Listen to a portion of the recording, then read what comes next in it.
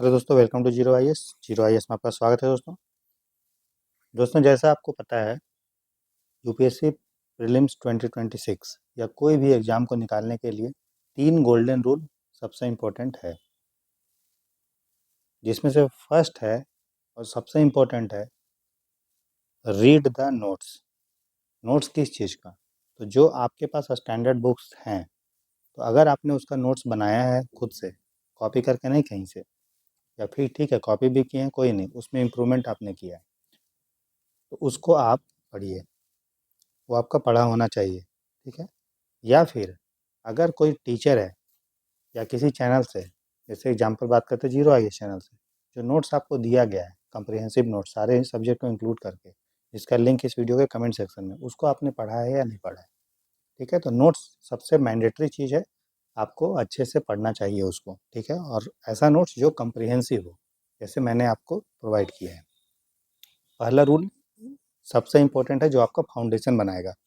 उसके बाद जब आप नोट्स पढ़ेंगे, तो फिर आपको करना है प्रैक्टिस क्वेश्चंस, ठीक है। क्वेश्चंस को प्रैक्टिस बहुत करना है, क्योंकि आपको पता है प्रैक्टिस जब तक नहीं करेंगे तब तक आपको पता नहीं चलेगा कि आपने जो है कितना गहराई में चीज़ों को समझा है, पढ़ा है, ठीक है। और आपको नोट्स का वैल्यू तब पता चलेगा जब नोट्स आपको मदद कर रहा है क्वेश्चन सॉल्व करने में, ठीक है। तो दूसरा चीज़ हो गया practice the MCQ, multiple choice questions को बनाना है, ठीक है। थर्ड स्टेप है रिवीजन। तो रिवीजन किसका?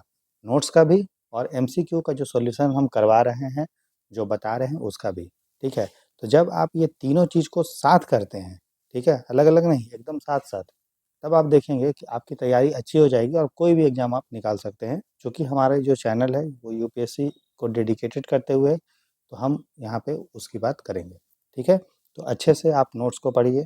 प्रैक्टिस क्वेश्चंस हम करा रहे हैं, डेली हम 50 क्वेश्चंस कराएंगे। क्लास जो है आपका आज से स्टार्ट है 29 अप्रैल से, और आपको पता है हमारा एग्ज़ाम जो है प्रीलिम्स का 24 मई को आपका एग्ज़ाम है।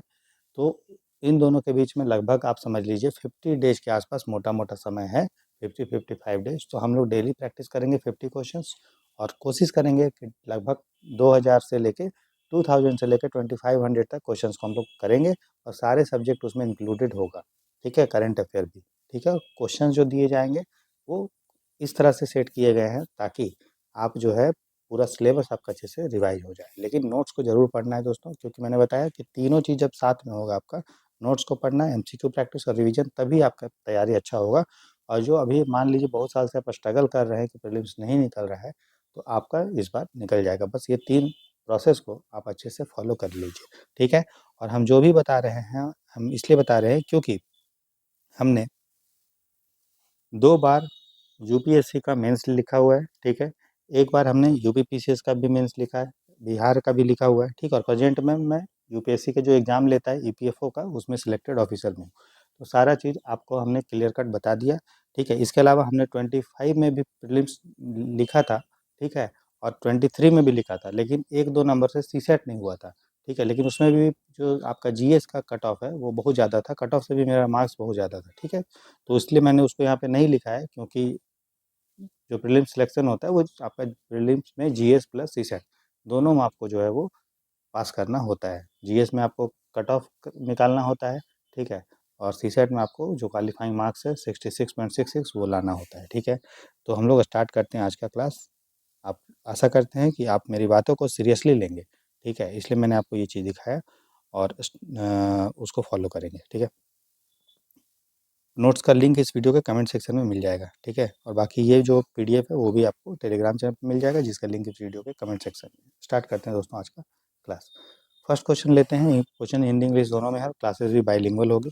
बोर्ड है कंसिडर द फॉलोइंग स्टेटमेंट। निम्नलिखित कथनों पे विचार करें। फर्स्ट है other things remain unchanged, market demand for a good might increase if. Board है बाकी चीज़ों को कांस्टेंट कर लें, ठीक है, चेंज मत करें, बस इन्हीं चीज़ों को कंसिडर आप करें। तो इन चीज़ों में अगर बदलाव होगा जो स्टेटमेंट में दिया हुआ है, तो किसी चीज़ का मूल्य, किसी चीज़ का जो हमारा डिमांड होगा, किस चीज़ का डिमांड होगा, मांग होगा, वो कब बढ़ेगा, अगर हम चारों चीज़ों में किन चीज़ों को करेंगे तब, ठीक है। क्वेश्चन समझ में आ गया।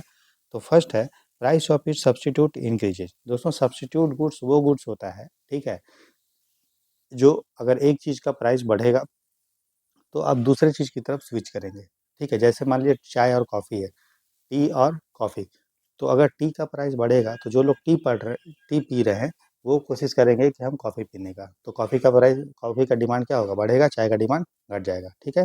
तो the price of is substitute increases, तो सब्स्टिट्यूट गुड्स वो गुड्स होता है जो क्या होता है, अगर एक का प्राइस बढ़ेगा तो लोग उसको छोड़ के दूसरी की तरफ मूव करेंगे, ठीक है, समझ में आया।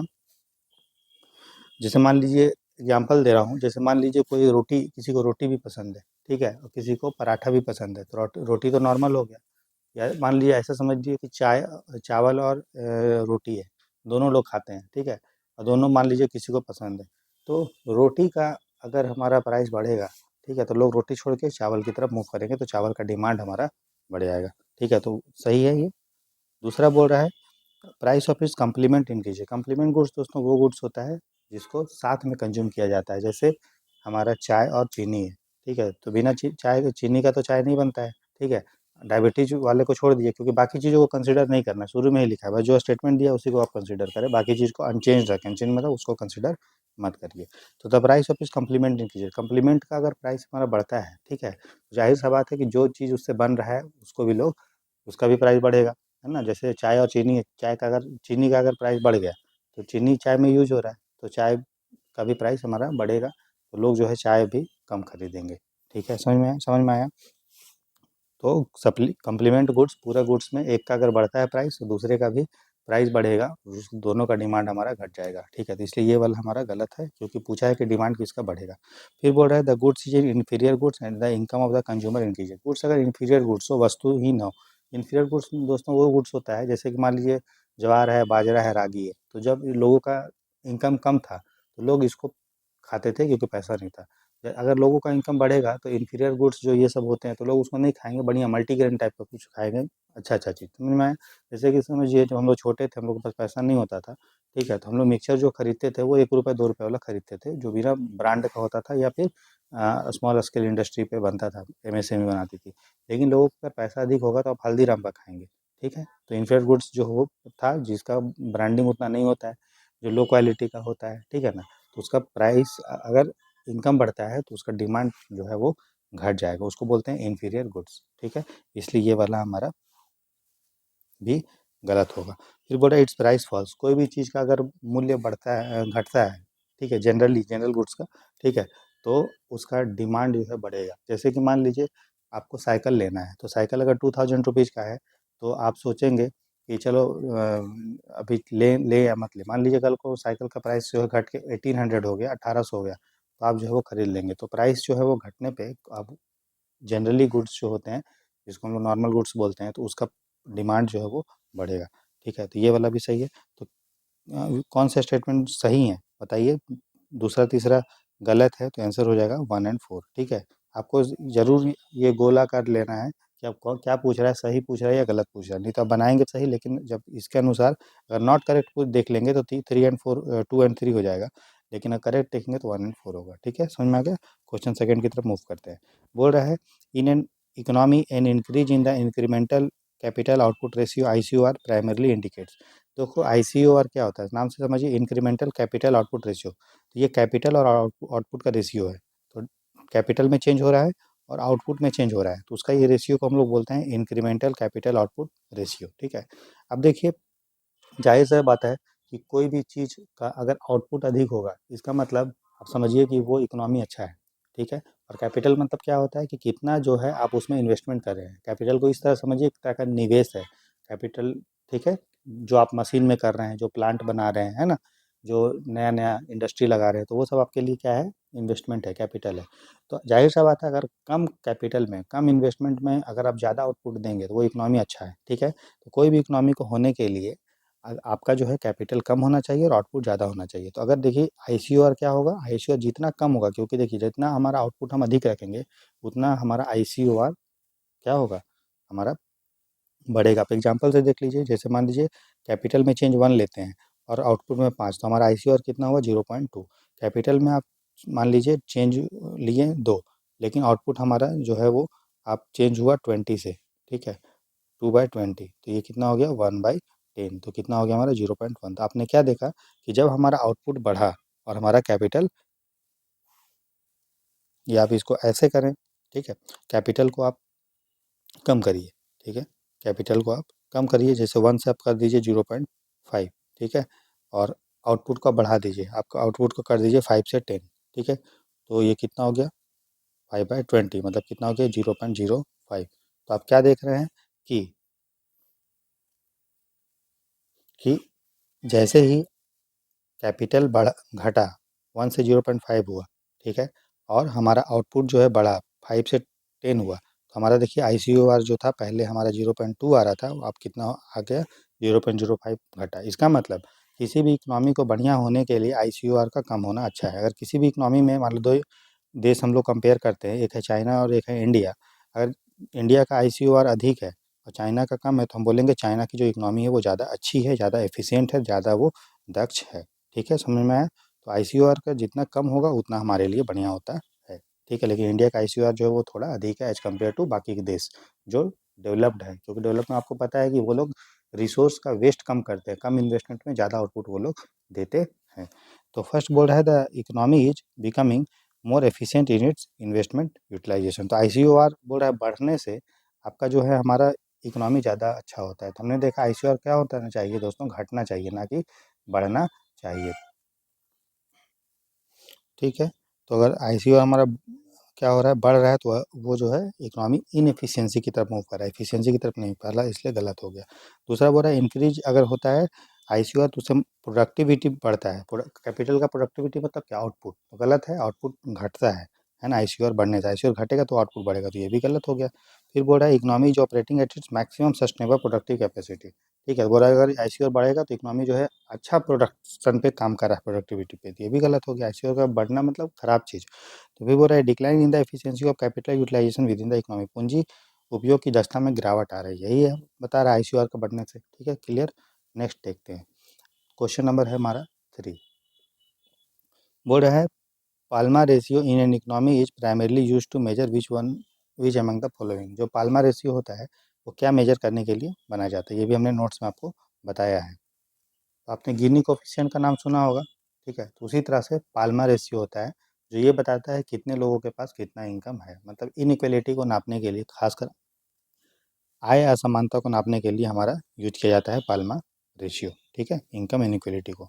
ठीक है, बाकी आपको पता है अनएम्प्लॉयमेंट के लिए हमारे पास लेफर कर्व ये सब है। ठीक है, उसका लॉरेंज कर्व है। ठीक है, टैक्स के नापने के लिए टैक्स कितना सरकार को कलेक्ट होगा, कितना उसका हमारा टैक्स का रेट होना चाहिए, तो उसके लिए लाफर कर्व है। अनएम्प्लॉयमेंट को नापने के लिए हमारे पास लॉरेंज कर्व है। ठीक है, सिंपल। तो ये चीज़ है। ठीक है दोस्तों, तो कुछ कर्व है जिसके बारे में आपको ध्यान होना चाहिए और हमने आपको बताया भी है।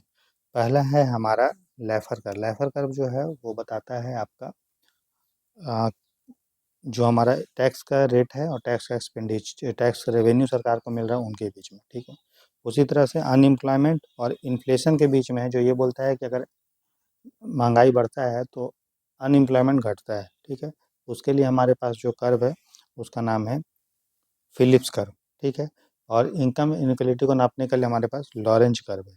ठीक है, ये तीनों थोड़ा ध्यान रखना चाहिए, नोट्स में भी हमने इंक्लूड किया, और पाल्मर रेशियो से भी इनकम इनक्वलिटी के बारे में पता चलता है। ठीक है, नेक्स्ट है question number 4। In the context of Indian economy which of the following are primary reasons for revising the GDP base year. आपको पता है कि हाल ही में सरकार ने GDP का जो बेस ईयर है वो रिवाइज किया है। पहले 2011-12 था, अब जो है 2022-23 हमारा बेस ईयर है।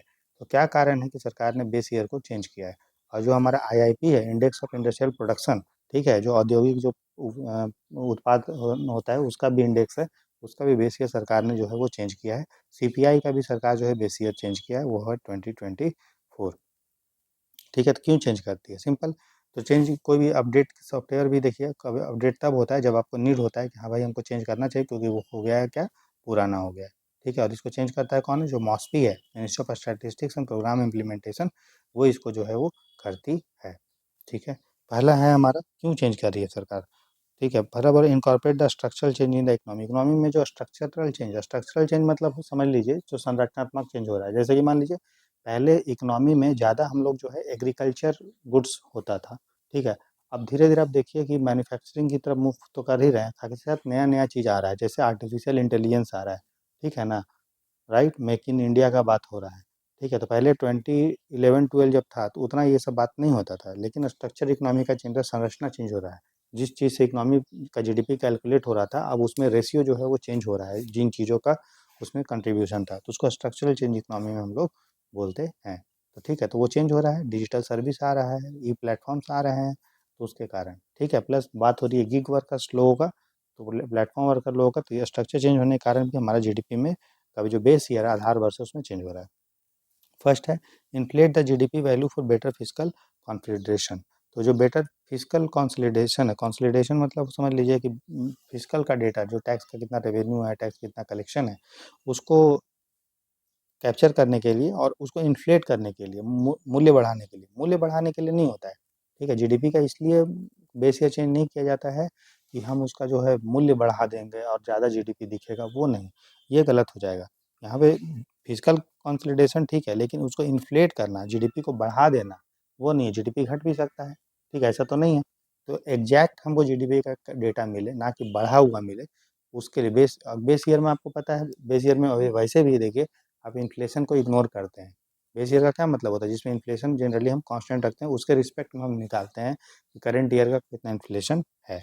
ठीक है, इसलिए दूसरा जो होगा स्टेटमेंट गलत होगा। समझ में आया ना क्यों? क्योंकि बेस ईयर क्या होता है, जिसमें हम लोग इन्फ्लेशन कांस्टेंट रखते हैं, उसमें ज़्यादा वेरिएशन नहीं होता है। लेकिन जब हम उसके रिस्पेक्ट में, अब मान लीजिए 2022-23 को बेस ईयर कैलकुलेट हो गया, जितना जीडीपी आया, उसके रिस्पेक्ट में अगर अभी का हम देखेंगे, तो हम देखते हैं कि प्राइस कितना बढ़ा है ना?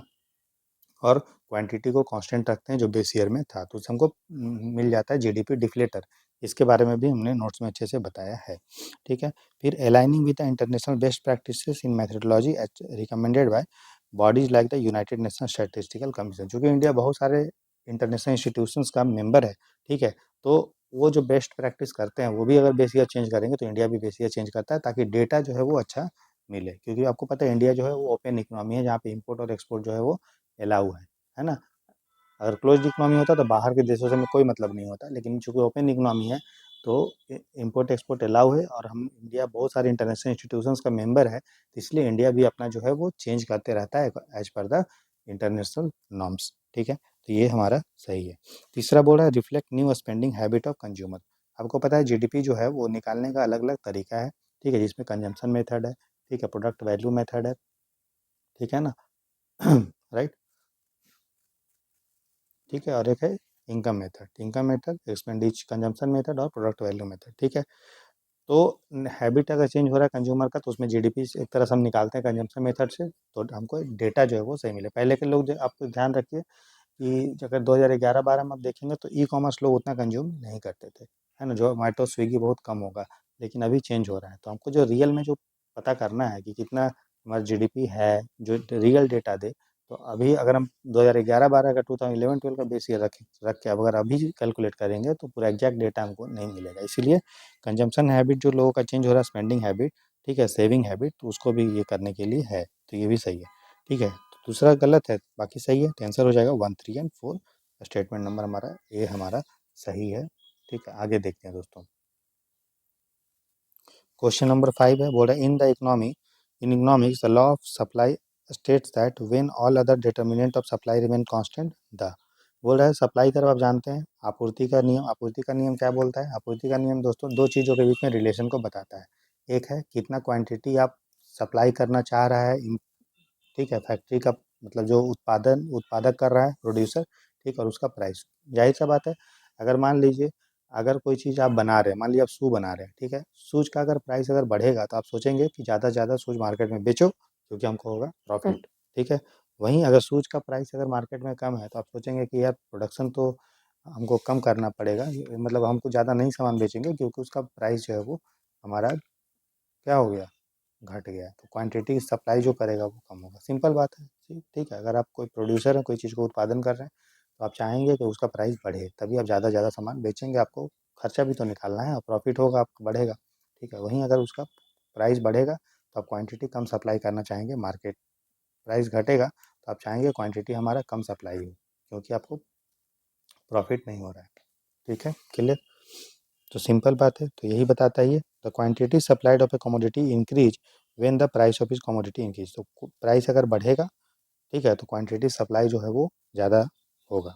ठीक है, हम देख रहे हैं किसके रिस्पेक्ट में, प्रोड्यूसर के रिस्पेक्ट। सप्लाई कर्व जो देखा जाता है वो जो चीज़ों को प्रोड्यूस करा, उत्पादन करा, उसके रिस्पेक्ट से देखते हैं। और डिमांड कर्व किसके रिस्पेक्ट में देखा जाता है, कंज्यूमर के रिस्पेक्ट में, क्योंकि कंज्यूमर ही डिमांड करता है। तो अगर किसी चीज़ का प्राइस अगर बढ़ेगा तो जितना क्वांटिटी डिमांड होगा वो घटेगा, लेकिन किसी चीज़ का प्राइस अगर बढ़ेगा तो जितना क्वांटिटी सप्लाई होगा वो बढ़ेगा। ये थोड़ा ध्यान रखेंगे। इसलिए जो हमारा सप्लाई कर्व होता है वो आपका ऐसे होता है, और डिमांड कर्व जो होता है वो हमारा ऐसा होता है, ठीक है। और दोनों जहाँ पे कट करता है उसको इक्विलिब्रियम बोलते हैं। तो ये सब चीज़ हमने आपको बताया है। नोट्स एक बार आप अच्छे से देखिए। नोट्स का लिंक इस वीडियो के कमेंट सेक्शन में। डिटेल में दोस्तों पढ़िए, अच्छे से समझ के पढ़िए, टाइम नहीं है। और नोट्स एकदम स्पेसिफिक है, आप बार बार उसको रिवाइज आसानी से कर सकते हैं और तैयारी को आप अपना स्ट्रॉन्ग करके एग्जाम निकाल सकते हैं, कोई दिक्कत नहीं होगा। नेक्स्ट बोल रहा है, with reference to the calculation of the gross domestic product in GDP consider the following items. तो जीडीपी में जो हम लोग कैलकुलेट कर रहे हैं बाकी चीज़ों को, ठीक है ना, तो ठीक है, तो इन चीज़ों को आप कंसीडर करिए, ठीक है। जैसे बोल रहा है capital gain arising from the selling of financial asset. Financial asset मतलब किसी कोई भी चीज़ आप जो है आपका, सबसे पहले समझिए कि परिसंपत्ति क्या होता है। परिसंपत्ति एसेट उस चीज़ को बोलते हैं जिससे आपको प्रॉफिट हो रहा है, जिससे आपको लाभ हो रहा है, जिससे आपको रिटर्न मिल रहा है। जैसे मान लीजिए आपके पास गाड़ी है, ठीक, आप उसको चलवा रहे हैं ओला उबर में, तो आपको उससे प्रॉफिट हो रहा है। लेकिन वही गाड़ी को आप यूज कर रहे हैं खुद के लिए, तो उससे आपको क्या होगा, कोई प्रॉफिट नहीं हो रहा है, ठीक है। तो उसको बोलते हैं हम लोग फिजिकल एसेट, जिसको आप टच कर सकते हैं, जिससे आपको प्रॉफिट हो रहा है, ठीक है। जैसे कि मान लिया आपने गाड़ी खरीदा और उससे आप ओला उबर में चला रहे हैं, या कोई आप इंडस्ट्री लगा रहे हैं, तो आप वो टच कर सकते हैं। तो जो चीज़ को टच कर सकते हैं जिससे आपको रिटर्न मिल रहा है, तो उसको फायदा मिल रहा है, उसको हम लोग एसेट बोलते हैं। उसी तरह से फाइनेंशियल एसेट भी हो सकता है, उसको फिजिकल एसेट बोलते हैं। एसेट अलग अलग टाइप का होता है, ठीक है। उसको टेंजेबल एसेट बोलते हैं जिसको हम लोग टच कर सकते हैं, ठीक है, और जिससे आपको प्रॉफिट हो रहा है, ठीक। जैसे वो कोई इंडस्ट्री हो सकता है, कोई गाड़ी हो सकता है, वो सारा चीज़ें, सोना चांदी, ये सब फिजिकल एसेट है। फाइनेंशियल एसेट वो चीज़ होता है, ठीक है, जिससे आप समझिए कि टच आप जनरली नहीं कर पाएंगे, ठीक है, लेकिन उससे आपको प्रॉफिट होगा। और वो फाइनेंशियल होगा, मतलब आ, पैसे से रिलेटेड होगा। या आप समझिए कि जैसे कि आपने किसी कंपनी का शेयर खरीदा, या बॉन्ड खरीदा, डिबेंचर खरीदा, ठीक, तो आपको उससे प्रॉफिट हो रहा है, तो वो सब फाइनेंशियल एसेट कहलाता है, ठीक है। तो उससे जो भी प्रॉफिट होगा, चूँकि वो आपका कैपिटल एसेट भी है, ठीक है ना, एक तरह का इन्वेस्टमेंट आपका है, तो उससे जो भी प्रॉफिट होगा उसको कैपिटल गेन कहते हैं। समझ में आया? ठीक है। तो जब कोई भी चीज़ को शुरू में कंज्यूम किया जाता है, ठीक है, तो उसको जीडीपी में तो काउंट करते हैं, लेकिन जब उसको बेचा जाता है तो वो चेंज हो रहा है ना, तो वो नहीं काउंट होगा, वो नेक्स्ट ईयर में हम लोग देखेंगे, ठीक है। समझ में, ये समझ लीजिए, जैसे मान लीजिए कोई कंपनी है, शुरू में शेयर इशू कर रही है, ठीक है, तो आप उसको खरीदे हैं, ठीक, तो पैसा कंपनी को गया और नया नया शेयर है, तो वो जीडीपी में काउंट होगा, क्योंकि जीडीपी बोलता है total monetary value of all final goods and service produce with in the economy during a year, ठीक है।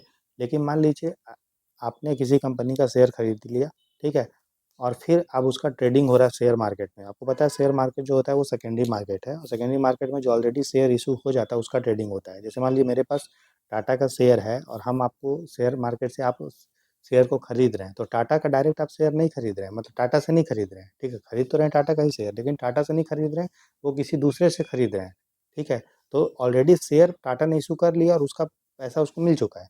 लेकिन अभी जो ट्रेडिंग हो रहा है शेयर मार्केट में, उसका पैसा टाटा को नहीं मिलेगा, उसका पैसा आप दोनों के बीच में मिलेगा।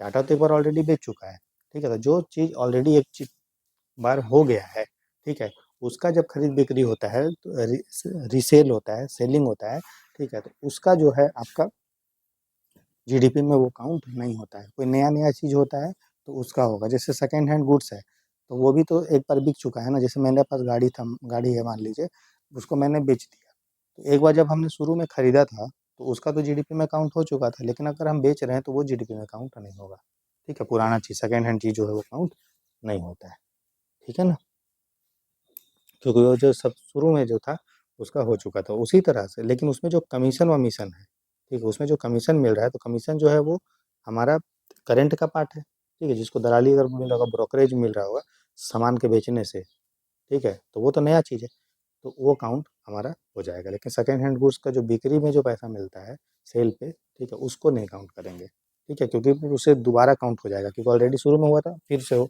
ऐसा वो काउंट हो चुका है, ऑलरेडी वो शुरू में सामान बिक चुका है।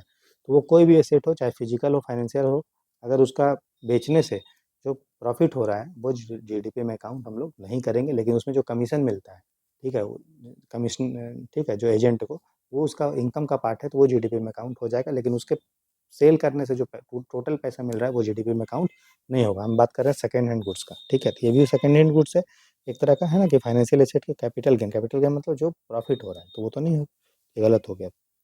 फिर बोला brokerage charges earned on the हमारा sale of second hand goods, तो जो ब्रोकरेज चार्ज होता है जो सेकेंड हैंड गुड्स के सेलने पे मिलता है, तो वो जीडीपी में तो काउंट होगा, लेकिन जो शुरू वाला जीडीपी था ना उसमें नहीं होगा, क्योंकि देखो कोई भी चीज़ को अगर आप बेच रहे हो, ठीक है, तो वो तो शुरू में बिका, फिर उसके बाद जब सेकेंड हैंड गुड्स बिक रहा है तो उसका जो इनकम होगा वो तो इस साल के जीडीपी में काउंट होगा, ना कि पहले साल के जीडीपी में, ठीक है, वो करंट जो इकोनॉमिक सर्विस रेंडर्ड है उस पे होगा, पहले वाले पे वो नहीं होगा, करंट प्रोडक्शन का वो पार्ट हो जाएगा, पहले का नहीं होगा, ठीक है, क्लियर, तो ये थोड़ा ध्यान रखना, इसलिए ये भी नहीं होगा, अगर पूछेगा करंट का पार्ट होगा तो होगा।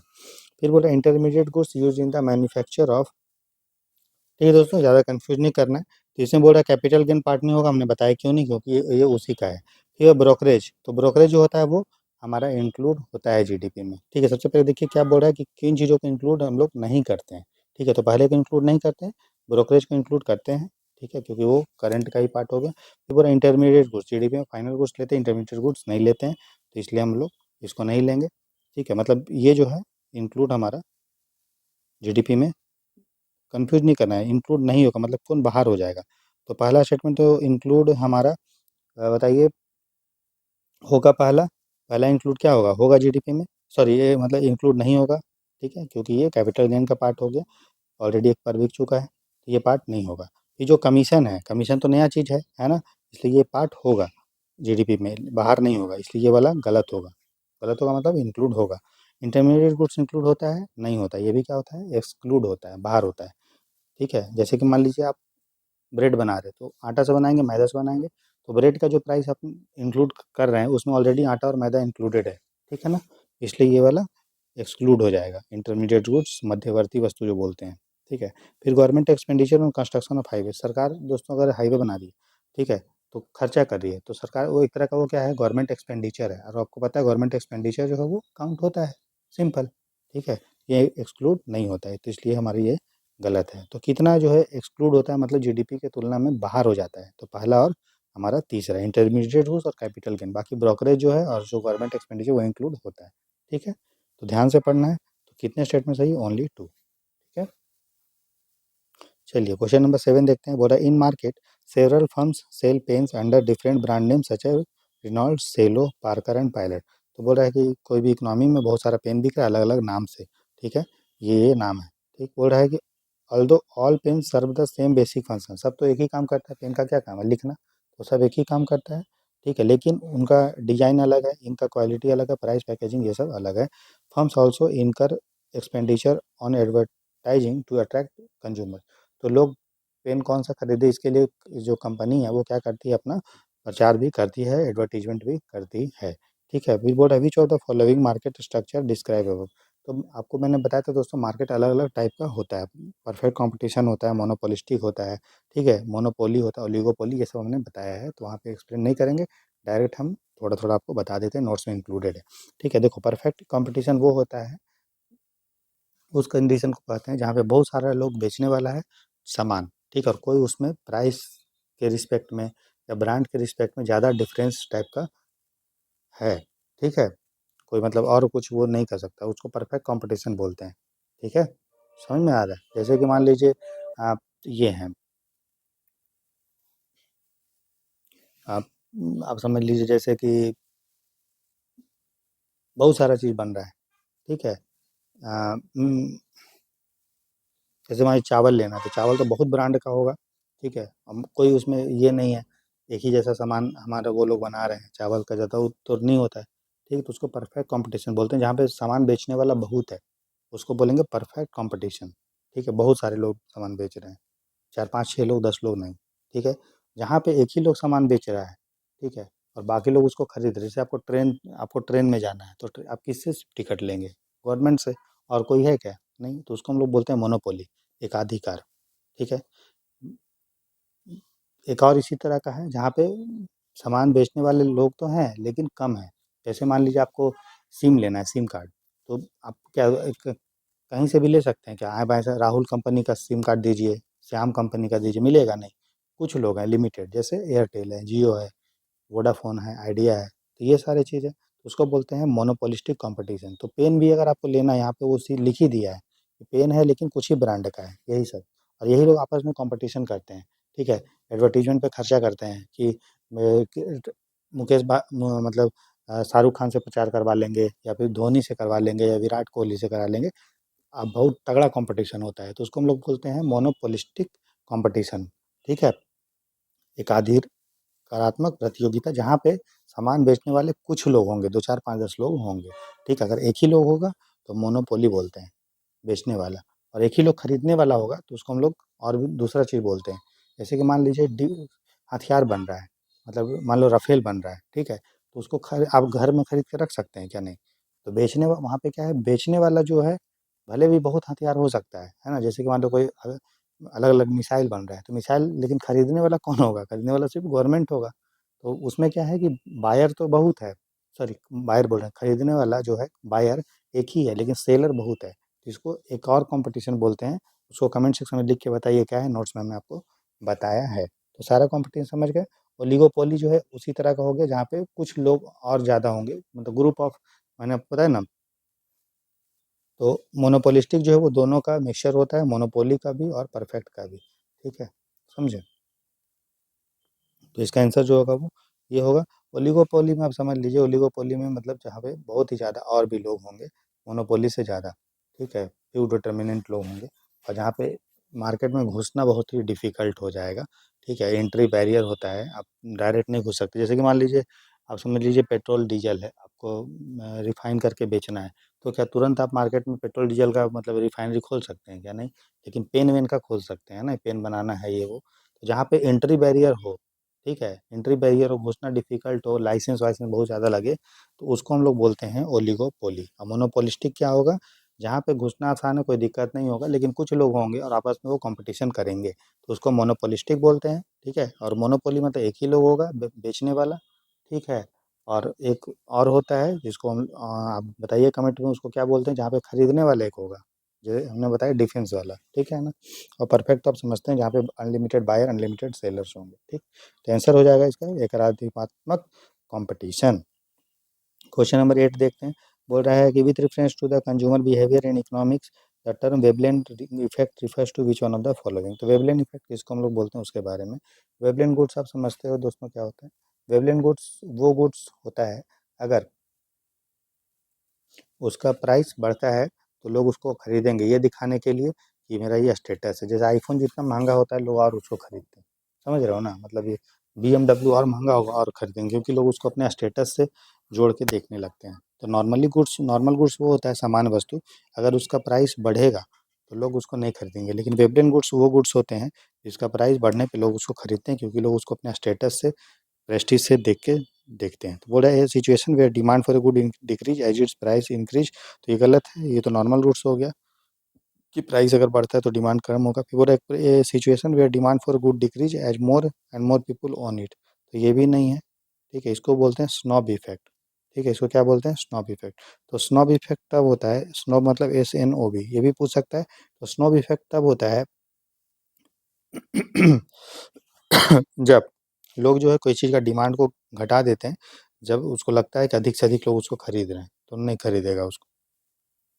फिर बोल रहा है situation where demand for a good increases because a large number of people are consuming it.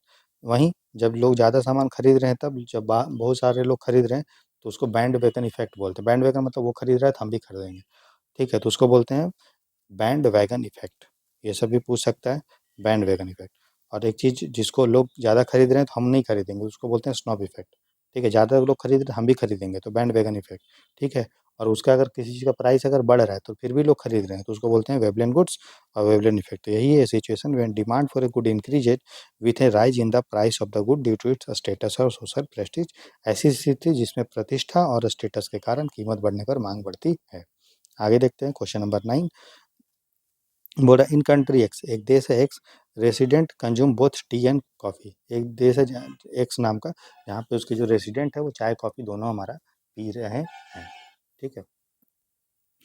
After a severe frost in Brazil, Brazil में सीवियर फ्रोस्ट हुआ। फ्रोस्ट मतलब समझते हो, मतलब बर्फबारी हुआ। ठीक है। तो कॉफ़ी का प्राइस जो है वो बढ़ गया, क्योंकि चाय बर्बाद हो जाएगा, चाय बर्बाद हो जाएगा ना। लेकिन तो चाय बर्बाद होने से, मैंने बताया चाय और कॉफ़ी क्या है, complementary good, sorry substitute goods है। ठीक है। एक का अगर प्राइस बढ़ेगा तो लोग उसको छोड़ के दूसरी तरफ मूव करेंगे। देखो यहाँ पे क्या हुआ, ब्राज़ील में बर्फ़ हुआ, बर्फ़ होने में अगर देखेंगे चाय और कॉफ़ी में, तो चाय नुकसान हमारा होगा। ठीक है। जिसके कारण क्या होगा, चाय का जो है हमारा, ये समझिए, या समझिए कॉफ़ी, कॉफ़ी ब्राज़ील में बहुत होता है, तो ब्राज़ील में कॉफ़ी जो है बर्बाद हो गया। ठीक है। कॉफ़ी में क्या हुआ, बर्बाद हो गया, तो उसका जो है प्रोडक्शन कम हो जाएगा। ठीक है। तो उसका, किसी चीज़ का प्रोडक्शन अगर कम होता है, उत्पादन कम होगा, तो उसका प्राइस हमारा बढ़ जाएगा। सिंपल बात है। नवरात्रि के समय क्या होता है, सब्जी फल उतना ही हो रहा है, लेकिन ज़्यादा से ज़्यादा लोग डिमांड कर रहे हैं।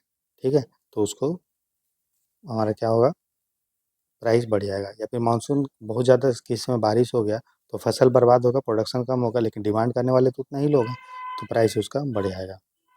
ठीक है।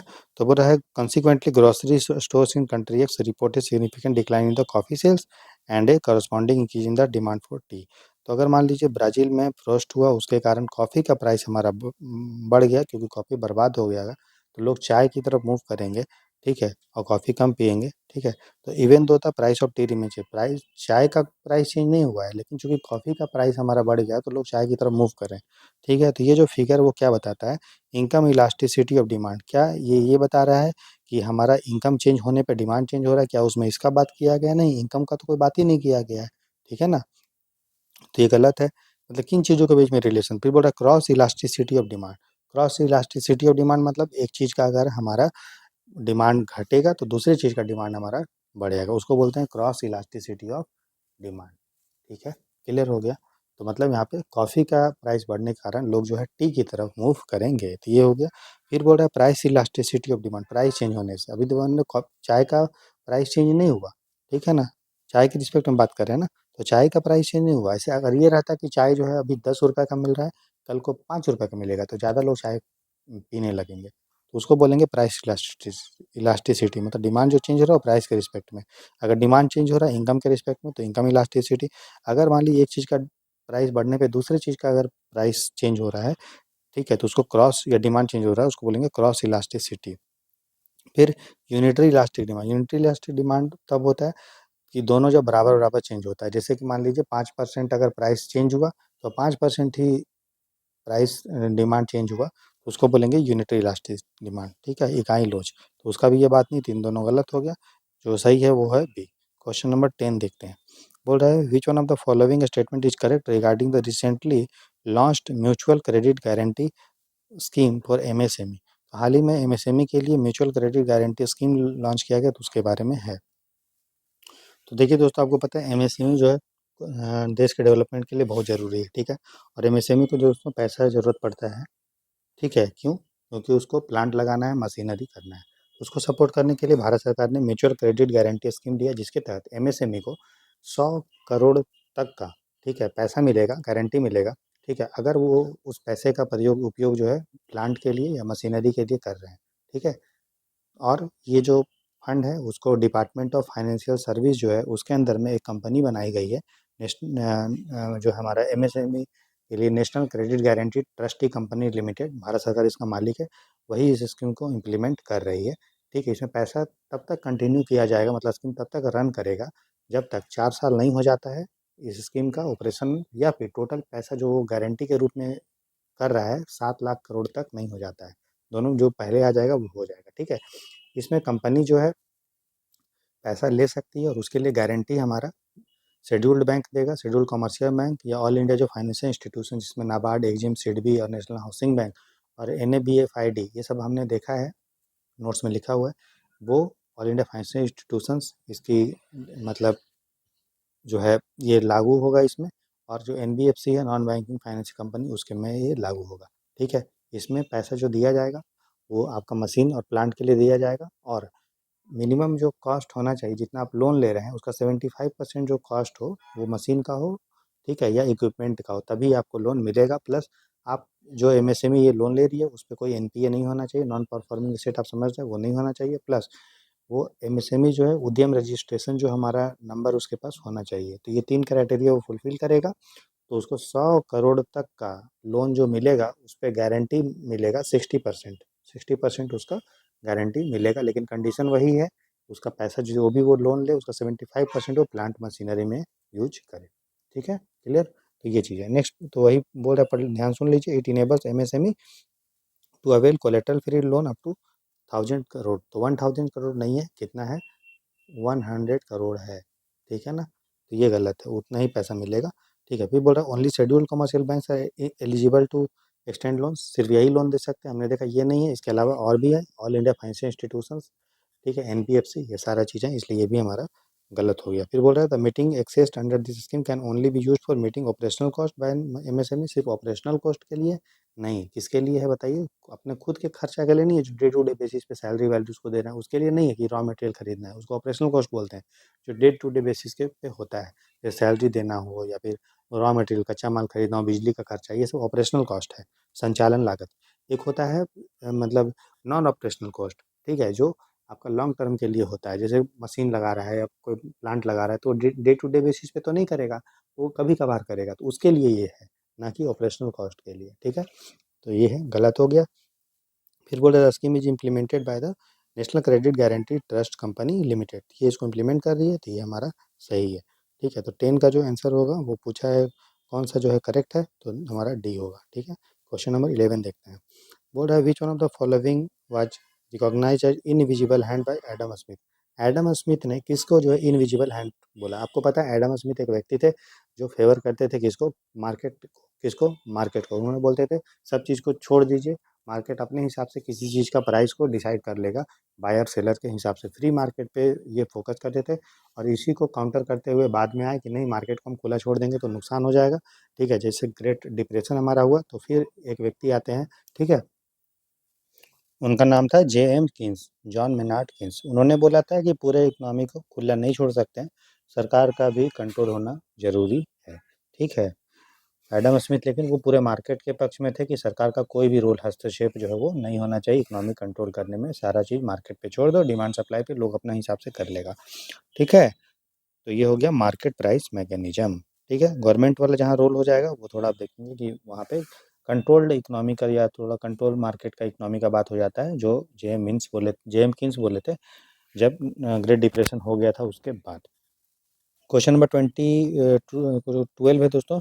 Ravi reference to the national income accounting consider the following. राष्ट्र आय लेखांकन के बारे में हमारा प्रश्न है। ठीक है, बोल रहा है कि स्टेटमेंट 1 बोल रहा है in calculation of national income the exclusive economic zone is treated as part of the country's domestic territory. बोल रहा है नेशनल इनकम जब कैलकुलेट करते हैं, जीडीपी कैलकुलेट करते हैं, तो जो एक्सक्लूसिव इकोनॉमिक जोन होता है 200 नॉटिकल माइल तक होता है, वहाँ से जो भी चीज़ प्रोडक्शन होता है वो हमारा कंट्री का टेरिटरी का पार्ट होता है, और इसलिए वो जीडीपी में कैलकुलेट हमारा होता है। बोल रहा है कि country enjoy exclusive shipping right in its, जो है हमारा एक्सक्लूसिव इकोनॉमिक जोन, इसको ईईजेड में एक्सक्लूसिव हमारा शिपिंग का अधिकार होता है। ठीक है, तो और बोल रहा है एक्सक्लूसिव, एक्सक्लूसिव मतलब सिर्फ वही करेगा ऐसा नहीं है। देखो, एक्सक्लूसिव मतलब होता है कि सिर्फ वही करेगा ऐसा नहीं है। जो हमारा एक संस्था है United Nation Convention on the Law of the Sea, ठीक है, ये पूरा जोन को अलग अलग कैटेगरी में बांटा है वाटर को। ठीक है, जिसमें इनलैंड वाटर, टेरिटोरियल वाटर है ना, ये सब हमने नोट्स में इंक्लूड किया, देखिएगा आप। उसके बाद एक्सक्लूसिव इकोनॉमिक जोन और ये सारा चीज़ होता है। तो 200 नॉटिकल माइल तक जो है एक्सक्लूसिव इकोनॉमिक जोन होता है, उसमें उस कंट्री का अधिकार तो होता है जितना भी नेचुरल रिसोर्स मिलेगा तब, लेकिन वहाँ से जो जहाज़ वहाँ जाएंगे वो किसी भी देश का जहाज़ वहाँ पे से जा सकता है। सबमरीन जो केबल होते हैं, जो समुद्र के नीचे जो केबल तार बिछाए जाते हैं, पाइपलाइन होता है, वो हर देश का उसमें अधिकार है। लेकिन उस पे जो हमारा नेचुरल रिसोर्स, जो प्राकृतिक संसाधन मिलेगा, उसका अधिकार उस देश पे ही होगा जिस देश का वो exclusive economic zone 200 nautical mile तक में आता है। क्लियर हो गया? इसलिए ये जो हमारा शिपिंग का जो अधिकार है सिर्फ उसी का जहाज जा पाएगा, ये गलत हो गया। तो स्टेटमेंट जो सही है पहला सही है, दूसरा हमारा गलत है, तो हो जाएगा सी। ठीक है, क्वेश्चन नंबर 13 देखते हैं। बोल रहा है in the context of the income method of calculation of national income में जो इनकम मेथड है, इनकम मेथड मतलब जो जो लोग इनकम कमा रहे हैं सबको आप जोड़ दीजिए, ठीक है। तो ये सब भी हमने नोट्स में अपने इंक्लूड किया, आप देखिएगा। इसमें हम लोग शामिल करते हैं वेज, इंटरेस्ट, प्रॉफिट और रेंट को, और उसमें फिर चेंज भी किया गया है, तो वो सारा चीज़ हमने देखा था। तो बोल रहा है income received from the lottery is not included in estimative national income. तो नेशनल इनकम में जो लॉटरी से इनकम होता है वो इंक्लूड हम लोग नहीं करते, हम लोग इसमें सिर्फ फैक्टर इनकम करते हैं। फैक्टर इनकम मतलब वेज, इंटरेस्ट, प्रॉफिट और रेंट, जो फैक्टर ऑफ प्रोडक्शन से कमा रहे हैं। फैक्टर ऑफ प्रोडक्शन किसको बोलते हैं? लैंड से। तो लैंड से आप क्या कमाते हैं? रेंट कमाते हैं। फिर दूसरा फैक्टर इनकम होता है लेबर, लेबर से क्या कमाते हैं आप? वेज कमाते हैं। उसके बाद होता है हमारा कैपिटल, ठीक है, उससे हो गया प्रॉफिट। और उसके बाद हो गया एंटरप्रेन्योरशिप, इंटर प्रॉफिट और मतलब जो भी है वेज, इंटरेस्ट, प्रॉफिट और रेंट। तो ये सारा चीज़ को जब इंक्लूड कर देंगे तो उसको हम लोग बोलते हैं। इसमें मिक्स्ड इनकम अब नया कॉन्सेप्ट आ रहा है, उसमें जिसको फैक्टर इनकम को वेज, इंटरेस्ट, प्रॉफिट और रेंट ना बोल के उसको बोला जाता है compensation to employ, rent, interest और profit and mixed income of self employed, ठीक है। लेकिन इसमें जो वन वे ट्रांजैक्शन होता है, ठीक है, जिसको ट्रांसफर पेमेंट बोलते हैं, गिफ्ट हो गया, डोनेशन हो गया, चैरिटी, टैक्स, फाइन, लॉटरी, ये सब इंक्लूड इसमें नहीं होता है, क्योंकि ये फैक्टर इनकम का पार्ट नहीं होता, ये ट्रांसफर इनकम कहलाता है। Gift, donation, charity, tax, fine और ये सारा चीज़, इसलिए फैक्टर इनकम कहलाता नहीं है, ट्रांसफ़र पेमेंट कहलाता है। ट्रांसफ़र पेमेंट एक तरफा होता है, जिसमें कोई चीज़ प्रोड्यूस नहीं किया जाता है लेकिन आपको पेमेंट उसको मिलता है। जैसे कि गिफ्ट है, गिफ्ट आप बदले में कुछ उसको थोड़ी दे रहे हैं, कोई चीज़ प्रोड्यूस थोड़ी कर रहे हैं जो आपको गिफ्ट मिल रहा है। उसी तरह से डोनेशन है, उसी तरह से चैरिटी है, उसी तरह से टैक्स है, उसी तरह से फाइन है और लॉटरी से इनकम है। तो ये सारा जो चीज़ है वो फैक्टर इनकम में काउंट नहीं होता है, इसलिए इसको नेशनल इनकम में काउंट, जब इनकम मेथड होता है इनकम में उसको नहीं काउंट करते। तो ये सही है। फिर बोल रहा है income received from the lottery is a form of transfer income and not factor income. तो ये भी हमारा सही है। तो बोल रहा है कौन सा सही है? तो पहला दूसरा सही है, दूसरा जो है फर्स्ट को एक्सप्लेन कर रहा है, तो आंसर हो जाएगा हमारा option number A. Question number 14 देखते हैं। बोल रहा है कि the market price of A product is 100, 100 रुपये किसी का बाजार मूल्य है, बाजार में आप खरीदने जाइएगा उसको 100 रुपीज़ मिलेगा आपको, ठीक है। द टोटल इनडायरेक्ट टैक्स जो है उस पर 25 रुपये का अप्रत्यक्ष कर लग रहा है, ठीक है। और सब्सिडी जो है सरकार आपको 10 रुपये दे रही है, तो फैक्टर कॉस्ट कितना होगा, ठीक है ना। तो देखिए सिंपल सा बात है कि कोई भी चीज़ अगर मार्केट प्राइस बाजार मूल्य है, तो बाजार मूल्य कब होगा? जब कोई चीज़ प्रोड्यूस हुआ होगा, ठीक है, फैक्ट्री में, जिसको फैक्टर कॉस्ट बोल देंगे, ठीक है। तो फैक्टर कॉस्ट हो गया, प्लस आप इस पे कुछ इनडायरेक्ट टैक्स देते हैं, ठीक है, जो लिया जाता तो है आपको प्रोड्यूसर से, लेकिन उसका जो बोझ होता है वो कंज्यूमर पे होता है। प्रोड्यूसर उसको दे रहा है, लेकिन वो किससे ले रहा है? कंज्यूमर पे, तो उसको इसमें इंक्लूड करते हैं। और सरकार जो सब्सिडी आपको देती है दोस्तों, उसको आप घटा देते हैं, ठीक है। मतलब फैक्ट्री ने जो भी सामान प्रोड्यूस किया उसका कॉस्ट, प्लस जो वो टैक्स दे रहा है इनडायरेक्ट टैक्स के रूप में, लिया तो जाएगा कंज्यूमर पे लेकिन दे रहा है वही, उसी से कलेक्ट कर रहा है, ठीक है। और उसको अब देखते हैं कोई भी सामान आप खरीदते हैं तो उसमें लिखा रहता है इंक्लूसिव ऑफ ऑल टैक्सेस, मतलब उसमें फैक्टर कॉस्ट तो है ही, बाकी जो भी टैक्सेस सरकार ले रही है, और उसमें इन ऑल टैक्सेस में सब्सिडी को घटा दिया जाता है, तो उसको बोलते हैं नेट इनडायरेक्ट टैक्सेस। तो फैक्टर कॉस्ट में ये इनडायरेक्ट टैक्स हो गया माइनस इनडायरेक्ट सब्सिडी हो गया, दोनों को इस कहलाएगा ये मिला के क्या? Net indirect taxes. तो मार्केट प्राइस बराबर factor cost plus net indirect taxes, ठीक। तो इसमें क्या किया? फैक्टर कॉस्ट में हम लोगों ने इनडायरेक्ट टैक्स को जोड़ा और सब्सिडी को घटाया, तो मार्केट प्राइस आया। तो फैक्टर कॉस्ट यहाँ पे दिया है, आपको निकालना है, और मार्केट प्राइस कितना है? 100। फैक्टर कॉस्ट नहीं पता है हमको, और सब्सिडी कितना है हमारा, मतलब टैक्स कितना है? 25 रुपये, और ये कितना है? 10। तो 25 माइनस 10 कितना होगा? 15। तो 15 इधर जाएगा तो फैक्टर कॉस्ट कितना आ जाएगा? 100 माइनस 15, 15 इक्वल टू 85। 85 जो होगा हमारा क्या हो जाएगा? फैक्टर कॉस्ट हो जाएगा, ठीक है, समझ में आया? फैक्टर कॉस्ट इक्वल टू हमारा market price minus indirect tax plus subsidy. तो इस तरह से आपको ध्यान रखना है। इसके अलावा बेसिक प्राइस भी होता है, ठीक है। उसके अलावा हमारा आप सुने होंगे प्रोडक्शन टैक्स होता है, प्रोडक्शन सब्सिडी होता है, प्रोडक्ट टैक्स होता है, प्रोडक्ट सब्सिडी होता है। तो ये सारा जो है आपस में डिफरेंसेस है, अंतर है, ये सारा नोट्स में हमने इंक्लूड किया है, तो आप देखिए ज़रूर, आपको अच्छा लगेगा, अच्छे से तैयारी आपकी हो जाएगी। नेक्स्ट बोल रहा है consider the following country, Germany, India, UK, Russia, ठीक है, 4 देश हैं। Which of the following correct ascending order of the country given above based on the GDP at current price. तो करेंट प्राइस पे 2025 में अगर हम जीडीपी निकालेंगे तो किन देशों का जीडीपी जो है वो रैंकिंग क्या होगा, ठीक है। आपको पता है, देखिए इंडिया जो होगा जाहिर सा बात है, ठीक है, वो रसिया से अधिक होगा, ये आपको इतना ध्यान होना चाहिए। इंडिया जो है वो रसिया से अधिक है। साथ ही साथ देखिए इंडिया जो है हमारा जर्मनी से, ठीक है, इंडिया जो है दोस्तों सबसे बड़ा जो जीडीपी हिसाब से देखें तो वो है हमारा अमेरिका, ठीक। दूसरे नंबर पे आता है चीन, ठीक। तीसरे नंबर पे दोस्तों है हमारा कौन? बताइए? जर्मनी, ठीक है? और चौथे पे जापान है और पाँचवें पे इंडिया है। कभी-कभी जापान पाँचवें पे आ जाता है, इंडिया चौथे पे आ जाता है। सिक्स्थ नंबर पे है यूके, सेवेंथ पे है फ्रांस, फिर इटली, फिर रसिया, फिर कनाडा, तो इस तरह से है। तो ये अगर आपको नहीं भी पता है तो आपको ये तो पता होना चाहिए कि इंडिया जो है वो यूके और रसिया से अधिक है, ठीक है? और जर्मनी से कम है, और रसिया सबसे कम है, फोर्थ, वो सबसे लास्ट में होगा, ठीक है ना? और असेंडिंग ऑर्डर बोला है, तो 4 सबसे हम पहले रखेंगे बढ़ते हुए क्रम में। तो ये स्टेटमेंट ये चल गया। आंसर होएगा डायरेक्ट हमारा ऑप्शन नंबर 4, रसिया का सबसे कम, और मतलब इन चारों देश में, और उसके बाद फिर हमारा जो है यूके, और फिर हमारा इंडिया, और फिर हमारा जर्मनी, ठीक? और सबसे ज़्यादा है अमेरिका का, और सेकंड नंबर पे है चाइना। क्वेश्चन नंबर 16 देखिए, बोल रहा है कि in which of the following situation will a country gross GDP will be greater than its GNP? कौन से सिचुएशन में हमारा जो जीडीपी है वो हमारा जीएनपी से अधिक है, ठीक है? तो आपको पता है कि जीएनपी बराबर होता है, ग्रॉस नेशनल प्रोडक्ट बराबर होता है GDP plus net factor income from abroad. Factor मतलब जो भी एब्रॉड से नेट फैक्टर इनकम कमाया जा रहा है, इंडिया कितना कमा रहा है बाहर से, उसको जोड़ दीजिए, और इंडिया से जो लोग कमा रहे हैं फैक्टर इनकम के रूप में उसको घटा दीजिए, तो वो आ जाएगा नेट। तो जीडीपी में जब net factor income from abroad जोड़ते हैं तो जीएनपी आता है। ये सब नोट्स में इंक्लूडेड है डिटेल में, ठीक है ना? तो बोल रहा है कि किस सिचुएशन में, ठीक है, जो हमारा जीडीपी होगा, जीडीपी जो होगा वो जीएनपी से अधिक होगा। तो जीडीपी बराबर क्या होगा दोस्तों? GNP minus net factor income from abroad, ठीक है? तो अगर हमारा नेट फैक्टर इनकम जो हम कमा रहे हैं वो हम अगर हमारा नेगेटिव है, मतलब बाहर से हम ज़्यादा पैसा नहीं कमा रहे हैं, लेकिन बाहर के लोग इंडिया से जो फैक्टर इनकम के रूप में पैसा कमा रहे हैं वो अगर अगर अधिक है तो वो नेगेटिव हो जाएगा। तो जीएनपी में कुछ नेगेटिव घटेगा, माइनस होगा तो पॉजिटिव हो जाएगा, तो जीडीपी हमारा जीएनपी से अधिक हो जाएगा। तो जब net factor income from abroad हमारा अगर नेगेटिव है, ठीक है, तब हमारा जीडीपी जो होगा वो जीएनपी से अधिक होगा, नहीं तो फिर जीएनपी जो है जीडीपी से अधिक होगा जब हमारा net factor income from abroad जो होगा पॉजिटिव होगा, मतलब बाहर से हम फैक्टर इनकम के रूप में ज़्यादा पैसा कमा रहे हैं। तो क्या होगा answer? When income earned by the foreign resident with in the country exceed.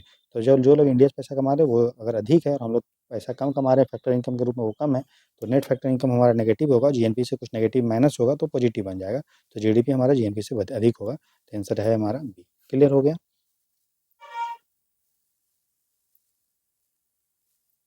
बाकी स्टेटमेंट भी देख लीजिए। बोल रहे हैं net factor income earn from abroad is positive, positive होगा तो हमारा जीएनपी जीडीपी से बड़ा होगा, जीडीपी जो है जीएनपी से छोटा होगा। वो स्टेटमेंट क्वेश्चन नहीं दिया है। फिर बोल रहा है when the country recorded surplus in its balance of trade, the balance of trade में सरप्लस होगा तो उसको हम लोग नेट जो है एक्सपोर्टिंग कंट्री बोलेंगे ना, एक्सपोर्ट ज़्यादा करता है।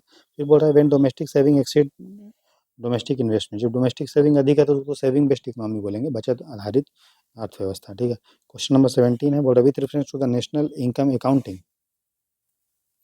ठीक है दोस्तों, with reference to national income accounting in India consider the following taxes. 4 tax दिया है, stamp duty, excise duty, service tax, custom duty, Hindi में भी है।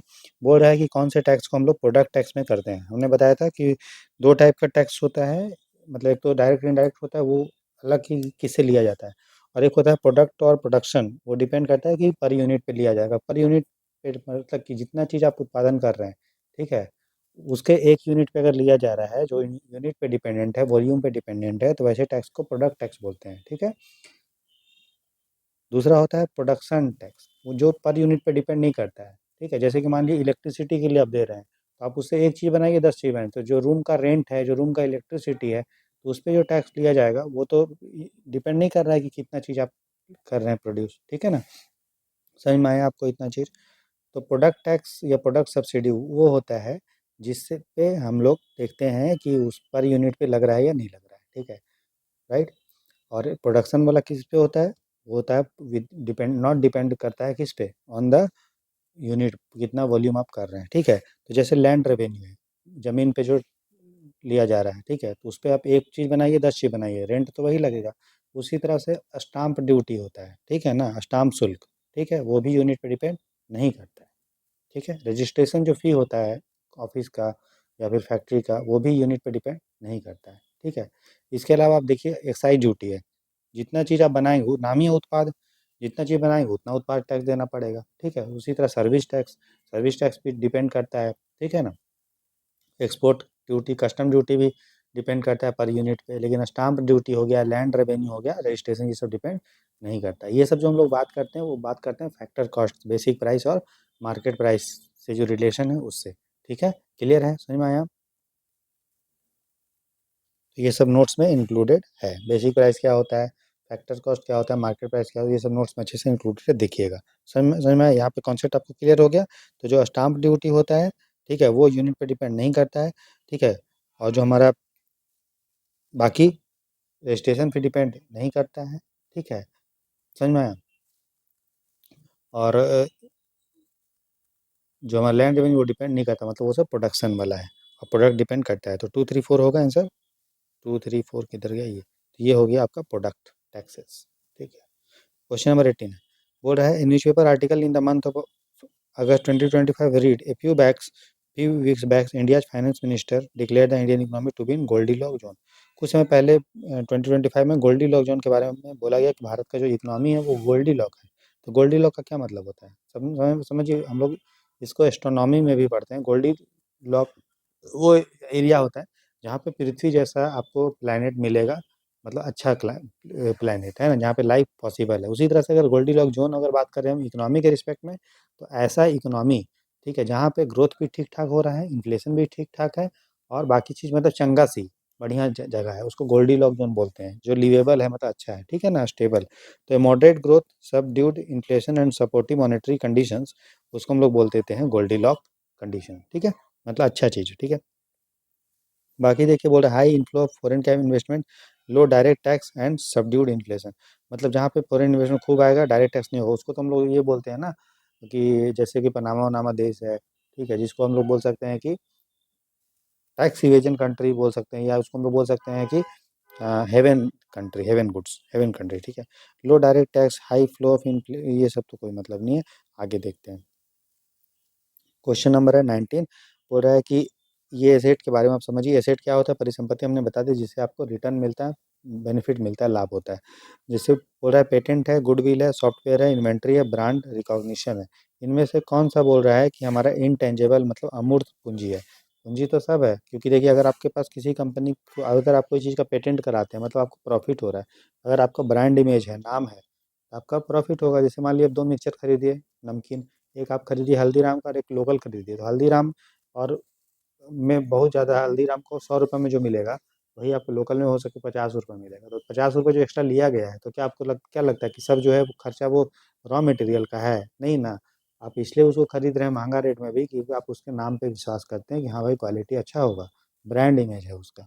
ठीक है, एप्पल का देखिए मोबाइल, और एक सैमसंग का देखिए, दोनों फंक्शन भले सेम देगा, लेकिन एप्पल का मोबाइल आपको महंगा पड़ता है, और आप खरीदते भी हैं क्योंकि आपको जो है उस पर उसके ब्रांड है, एक उसका एक नाम है, गुडविल है, ठीक है। जिसका नाम नहीं होगा आप नहीं खरीदेंगे, सिंपल, या उसका प्राइस कम होगा। उसी तरह से सॉफ्टवेयर, सॉफ्टवेयर को भी टच नहीं कर, मान लीजिए टच कर सकते हैं क्या सॉफ्टवेयर को? नहीं। तो जो अमूर्त है, अमूर्त का मतलब हो जो जिसको आप छू नहीं सकते हैं, जिसको आप देख नहीं सकते हैं। अब मैं बोलूँ कि टाटा का ब्रांड देखो, तो टाटा का ब्रांड कितना है वैल्यू, ठीक है, आप उसको छू के देख सकते हैं? हाँ, नहीं देख सकते ना। लेकिन मैं बोलूँ कि टाटा का जो है फैक्ट्री जो है, तो टाटा का फैक्ट्री से भी टाटा पैसा कमा रहा है, तो उसको टच कर सकते हैं। जो चीज़ को हम टच कर सकते हैं, जो चीज़ को आँख से देख सकते हैं, ठीक है, उसको हम लोग बोलते हैं टेंजेबल, मूर्त। ठीक है, जिसको नहीं देख सकते हैं उसको बोलते हैं इंटेंजेबल। ठीक, तो पेटेंट को आप नहीं देख सकते हैं, गुडविल नहीं देख सकते हैं, सॉफ्टवेयर नहीं देख सकते हैं, इन्वेंट्री, इन्वेंट्री मतलब होता है माल, गोदाम, जो कच्चा सामान उसके पास हो गया, या रॉ मटेरियल या जो बनाए। टाटा का गाड़ी, जो टाटा का कोई फैक्ट्री है, वहाँ पे बहुत सारी गाड़ी टाटा बना के रखा है, तो उसका इन्वेंट्री है, उसका क्या है, वो भंडार है। तो भंडार को तो आप जाके छू सकते हैं ना, गाड़ी को गिन सकते हैं, देख सकते हैं, ब्रांड को नहीं देख सकते हैं। तो इन्वेंट्री को देख सकते हैं, फैक्ट्री वैक्ट्री को देख सकते हैं, जो फिजिकल एसेट है उसको आप देख सकते हैं, बाकी चीज़ को नहीं देख सकते हैं। जैसे कि उसका पेटेंट है, नाम है, गुडविल है, सॉफ्टवेयर है, तो ये सारा चीज़ है, ठीक है। जो चीज़ पे पेटेंट लिया गया है वो देख सकते हैं, लेकिन जो पेटेंट को नहीं देख सकते ना, गुडविल को आप नहीं देख सकते, वो सब इनटेंजेबल एसेट, अमूर्त पूंजी का उदाहरण है। तो ये और ये होगा, सेकंड नहीं होगा, तो आंसर हो जाएगा 1 2 3 एंड 5। क्लियर। नेक्स्ट देखते हैं question number 20, right to access to justice is protected under which of the following. India constitution का कौन सा आर्टिकल में राइट टू, जो हमारा एक्सेस ऑफ जस्टिस, न्याय का अधिकार है, मैंने आपको बताया था बहुत पहले भी, और हम चर्चा भी कर रहे हैं, पॉलिटी में भी हमने कवर किया है इसको, कि आर्टिकल 21 को दोस्तों बोला जाता है ब्रह्मास्त्र। क्या बोला जाता है? ब्रह्मास्त्र। वहाँ उसमें मैक्सिमम फंडामेंटल राइट जो है, जो नया नया आ रहा है, जैसे राइट टू मैरिज है, या राइट टू हमारा प्राइवेसी है, या जो भी है जो नया नया, वो जनरली आर्टिकल 21 में होता ही है, क्योंकि आर्टिकल 21 बहुत बड़ा राइट है। Right to life and personal liberty, right to life मतलब जिंदगी का अधिकार। उसमें तो बहुत सारा इंटरप्रिटेशन होगा, बहुत सारा व्याख्या होगा, उसमें वो इंक्लूड होता ही है। साथ ही साथ देखिए आर्टिकल 14 जहाँ पे जस्टिस का बात है। जस्टिस मतलब लॉ। लॉ हो गया ना, नियम, कायदा, कानून, न्याय। तो बिना कानून का न्याय होगा क्या? नहीं। तो राइट टू लॉ तो होगा ही, और आर्टिकल 21 होगा ही। तो आंसर हो जाएगा इसका सी। ठीक है। बाकी आर्टिकल 20 क्या है? Conviction of offences. तो यहाँ पे उतना कुछ डायरेक्ट नहीं है। आर्टिकल 19 है फ्रीडम। ठीक है। तो एक केस हुआ था अमिता कुशवाहा केस, उसमें सुप्रीम कोर्ट ने बोला यह आर्टिकल जो हमारा 14 है, आर्टिकल 21 है, उसी के अंदर राइट टू एक्सेस जस्टिस, न्याय तक पहुंच का अधिकार आपको दिया गया है। ठीक है। क्वेश्चन नंबर हम 21 देखते हैं। बोल रहा विच one of the following statement is not correct. बोल रहा कौन सा सही नहीं है। बोल रहा when total utility is maximum, marginal utility zero. बोल रहा टोटल यूटिलिटी जब पूर्ण हमारा कुल उपयोगिता अधिकतम होती है तो सीमांत उपयोगिता शून्य होती है। सबसे पहले समझिए आप कि टोटल इक्विलिटी क्या होता है और मार्जिनल यूटिलिटी क्या होता है। ठीक है। तो सबसे पहले एक बात होता है, टोटल यूटिलिटी मतलब कितना उसका उपयोगिता है। तो टोटल हो गया। एवरेज यूटिलिटी कैसे पता चलेगा? कि कितना उसने अपने उसका उपयोगिता है, ठीक है, और कितना यूनिट आप कंज्यूम कर रहे हैं। ठीक है, उसको बोलेंगे एवरेज। एवरेज तभी निकलता है ना, टोटल जितना आपका यूनिटी है, यूटिलिटी आपका है, उपयोगिता है, उसको डिवाइड कर दीजिए। ठीक है। जैसे कि मान लीजिए आपने यूटिलिटी उपयोगिता क्या होता है? ठीक है, कि कोई भी चीज़ अब जब आप कंज्यूम कर रहे हैं, ठीक है, तो आपको कितना उससे सेटिस्फैक्शन हो रहा है, ठीक है, संतोष हो रहा है, उसको हम लोग बोलते हैं टोटल यूटिलिटी। ठीक है दोस्तों, तो टोटल यूटिलिटी मतलब क्या होता है कि जितना चीज़ आप कंज्यूम कर रहे हैं उससे टोटल सेटिस्फैक्शन आपको कितना मिल रहा है। जैसे मान लीजिए आप एक सेव खा रहे हैं तो आपको 10% मान लो हैप्पीनेस मिल रहा है, दो खाने पे 15%, तीन खाने पे 40%। तो ऐसे ऐसे करके जितना चीज़ आप एप्पल खा रहे हैं तो टोटल सेटिस्फैक्शन आपको कितना मिला, यूटिलिटी कितना मिला, तो सेटिस्फेक्शन कितना मिला, उसको हम लोग टोटल ही बोल देते हैं। ठीक है। और मान लीजिए एक एक्स्ट्रा सेव हमने आपको दिया तो उससे कितना आपका यूटिलिटी में सेटिस्फेक्शन में चेंज हुआ। कहने का मतलब मान लीजिए आप 10 सेव खाएं, उससे आपको सेटिस्फेक्शन मिला 40%, वो हो गया 40%, क्या हो गया? टोटल यूटिलिटी हो गया कि कितना आपको सेटिस्फेक्शन मिला टोटल खाने से। अब हम आपको क्या कर रहे हैं, 10 एप्पल की जगह एक एप्पल एक्स्ट्रा दे रहे हैं, लो खाओ, तो उससे कितना आपको चेंज हुआ सेटिस्फेक्शन में, संतोष में, तो उसको बोलते हैं मार्जिनल यूटिलिटी। ठीक है। तो जब मार्जिनल यूटिलिटी जीरो होगा, इसका मतलब है कि टोटल यूटिलिटी आप जितना आपको टोटल सेटिस्फेक्शन मिलना चाहिए, ठीक है, वो अब कंप्लीट हो चुका है। अब आपको एक्स्ट्रा हम देंगे भी तो आपको कोई सेटिस्फेक्शन में चेंज नहीं होगा। उसको बोलते हैं मार्जिनल यूटिलिटी जीरो। तो मार्जिनल यूटिलिटी जीरो तब होता है जब टोटल यूटिलिटी आपका मैक्सिमम होगा, उसके बाद आपकी यूटिलिटी नहीं बढ़ेगा। समझ में आया इतना चीज़? तो बोला when total utility is maximum, total utility जब मैक्सिमम होगा, मार्जिनल यूटिलिटी जीरो होता है। ठीक है, तो ये सही है। फिर बोल रहा है even total utility decreasing, total utility decrease हो रहा है, मतलब कि आपको हम जब अधिक से अधिक खिला रहे हैं तो आपको सेटिस्फैक्शन जो है वो कम हो रहा है। हो सकता है कि जैसे एक एप्पल खाएं तो आपका सेटिस्फैक्शन उस समय 100% था, लेकिन दो दिए तो 90 हो गया, तीन दिए तो 70 हो गया। कहने का मतलब समझिए, मान लीजिए आप पिज्ज़ा, आपको बहुत लग रहा है कि नहीं पिज्ज़ा खाएंगे हम, ठीक है, और कभी नहीं खाए हैं या खाए हैं, एक पिज्ज़ा देंगे तो आपका सेटिस्फैक्शन रहेगा 100%। दो देंगे तो थोड़ा घटेगा, अरे यार इसको भी खाना है। तीन देंगे तो और घटेगा, चार घटेगा तो चार देंगे तो और घटेगा। तो जब टोटल यूटिलिटी डिक्रीज कर रहा है मान लीजिए, ठीक है, तो मार्जिनल यूटिलिटी जो होगा वो क्या होगा बताइए? वो नेगेटिव होगा, है ना, क्योंकि आपको वो भी घटेगा। समझ रहे हैं? लेकिन मान लीजिए आपको हमने ऐसा चीज़ दे रहे हैं जिससे यूटिलिटी आपका सेटिस्फैक्शन बढ़ रहा है। जैसे कि मान लीजिए आपको हमने दिया स्ट्रॉबेरी, तो एक आप खाएं तो सेटिस्फैक्शन 70%, दो दिए तो आपका बढ़ के 80%। तो जब आपका टोटल यूटिलिटी भी बढ़ रहा है तो मार्जिनल यूटिलिटी भी क्या होता है? हमारा पॉजिटिव होता है। तो ये ठीक है। फिर बोल रहे हैं जब टोटल यूटिलिटी मैक्सिमम होगा तो मार्जिनल और एवरेज यूटिलिटी इक्वल होगा। इक्वल नहीं होगा, मार्जिनल यूटिलिटी तो उस समय हमारा जीरो हो जाएगा, है ना, अपोजिट एवरेज यूटिलिटी कुछ रहेगा। ठीक है, समझ में आया कैसे होगा, मैंने बता दिया। तो ये जो है वो गलत है। तो यही हमारा सही, क्या कौन सा स्टेटमेंट सही नहीं है, गलत है पूछ रहा था, यही हमारा होगा। आपको समझ में आ गया कि एवरेज यूटिलिटी, टोटल यूटिलिटी क्या होता है, मार्जिनल यूटिलिटी क्या है, कब पॉजिटिव होगा, कब नेगेटिव होगा, कब कौन डिक्रीज करेगा, इंक्रीज करेगा। क्लियर है? चलिए आगे देखिए। ये सब नोट्स हमने अच्छे से दोस्तों दिया है, अब नोट्स जरूर देखिए। सारा सब्जेक्ट का नोट्स उसमें इंक्लूडेड है, प्राइस है मात्र 499 रुपीज़। ठीक है, उसी को बार बार पढ़ लेंगे और ये प्रैक्टिस क्वेश्चन कर लीजिए, आराम से जो है एग्जाम निकल जाएगा। फिर बोल रहा है, with reference to the theory of demand and supply in micro economics consider the following statement. सूक्ष्म अर्थव्यवस्था में मांग और आपूर्ति के सिद्धांत के संदर्भ में निम्नलिखित कथनों पर विचार करना है। बोला स्टेटमेंट वन है, both the demand and the supply curve shift rightward simultaneously, the change in equilibrium price cannot be determined with certainty। बोल रहा है, अब डिमांड और सप्लाई कर्व जानते हैं, देखिए ये जो है वो है आपका सप्लाई कर्व, और ये जो है वो क्या है, डिमांड कर्व। ठीक है, जहाँ दोनों कटता है उसको क्या बोलते हैं, इक्विलिब्रियम बोलते हैं। ठीक है दोस्तों, इक्विलिब्रियम प्राइस और इक्विलिब्रियम क्वांटिटी वो डिटरमाइन किया जाता है जहाँ पे डिमांड और सप्लाई कर्व काटता है। ठीक है, यहाँ पे। ठीक है, अगर एक कर्व अगर शिफ्ट करेगा, जैसे कि मान लीजिए एक कर्व भी शिफ्ट होता है, जैसे कि ये डिमांड कर्व है, ठीक है, ये सब सॉरी ये सप्लाई कर्व है, ये डिमांड कर्व है, अगर दोनों में से एक कर्व शिफ्ट होगा, मान लीजिए हमारा सप्लाई कर्व था, यहाँ से कट के यहाँ आ गया, इधर शिफ्ट हुआ या फिर इधर शिफ्ट हुआ, तब हम आसानी से पता कर सकते हैं कि कितना जो है प्राइस में या क्वांटिटी में चेंज हुआ है, नहीं बता सकते हैं। जैसे कि मान लीजिए एक कर्व है, देखिए ये हमारा डिमांड कर्व है और ये हमारा सप्लाई कर्व है। ठीक है, अब मान लीजिए सप्लाई कर्व चेंज हुआ, ये नया कर्व बन गया S1, लेकिन डिमांड कर्व ये हुआ, तो हम लोग ये वाला पॉइंट को नाप सकते हैं ना, क्योंकि यहाँ पे देखिए डिमांड कर्व तो एक ही है, चेंज नहीं हुआ है। ठीक है, तो आसानी से प्राइस और क्वांटिटी को जाना जा सकता है कि कितना उसमें चेंज हुआ है। ठीक है, लेकिन मान लीजिए डिमांड कर्व भी चेंज हो गया और सप्लाई कर्व भी शिफ्ट हो गया।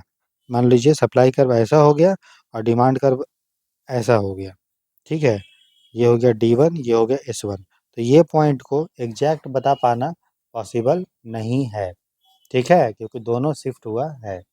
ठीक, तो जब जब दोनों डिमांड भी इंक्रीज करेगा और सप्लाई भी इंक्रीज करेगा, ठीक है, डिमांड भी इंक्रीज करेगा और सप्लाई भी इंक्रीज करेगा, तो दोनों कर्व राइट की तरफ शिफ्ट हो रहा है। अब देखिए यहाँ पे सप्लाई जो था, ये पॉइंट पे हमारा जो सप्लाई था वो ये था और डिमांड जो था वो भी ये था, ये सप्लाई कर्व है। ठीक है, तो जब ये पॉइंट पे डिमांड और सप्लाई हमारा ये था, लेकिन जब सप्लाई कर्व इधर शिफ्ट हुआ तो ये सप्लाई कर्व बन गया और डिमांड कर्व ये था, ये थोड़ा मान लो इधर शिफ्ट हुआ, तो नया डिमांड कर्व में नया सप्लाई और नया डिमांड जो है वो आया और दोनों बढ़ा, सप्लाई भी बढ़ा और डिमांड भी बढ़ा। ठीक है, और क्वांटिटी सेम जो है वो सेम डायरेक्शन में पुश हुआ। तो जब भी डिमांड बढ़ता है, सप्लाई बढ़ता है, तो दोनों कर्व राइट की तरफ दाहिने ओर शिफ्ट करता है और इक्विलिब्रियम का क्वांटिटी भी बढ़ता है। इक्विलिब्रियम क्वांटिटी यहाँ था, अब बढ़ के देखो यहाँ पे हो गया। ठीक है, लेकिन कितना बढ़ा ये बता पाना एग्जैक्ट जो है पॉसिबल नहीं है। ठीक है, तो पहला स्टेटमेंट जो है वो सही है। दूसरा बोल रहा है, ए राइट वार्ड शिफ्ट अगर होता है डिमांड कर्व में, डिमांड कर्व जैसे यहाँ था वो राइट की तरफ शिफ्ट हुआ, राइट की तरफ, राइट तरफ कौन सा है बताइए, ये है। ठीक है, लेफ्ट तरफ ये हो जाएगा, ऐसे ये डिमांड कर्व है, तो राइट की तरफ शिफ्ट ये हुआ, लेफ्ट की तरफ ये शिफ्ट हुआ। ठीक है ना,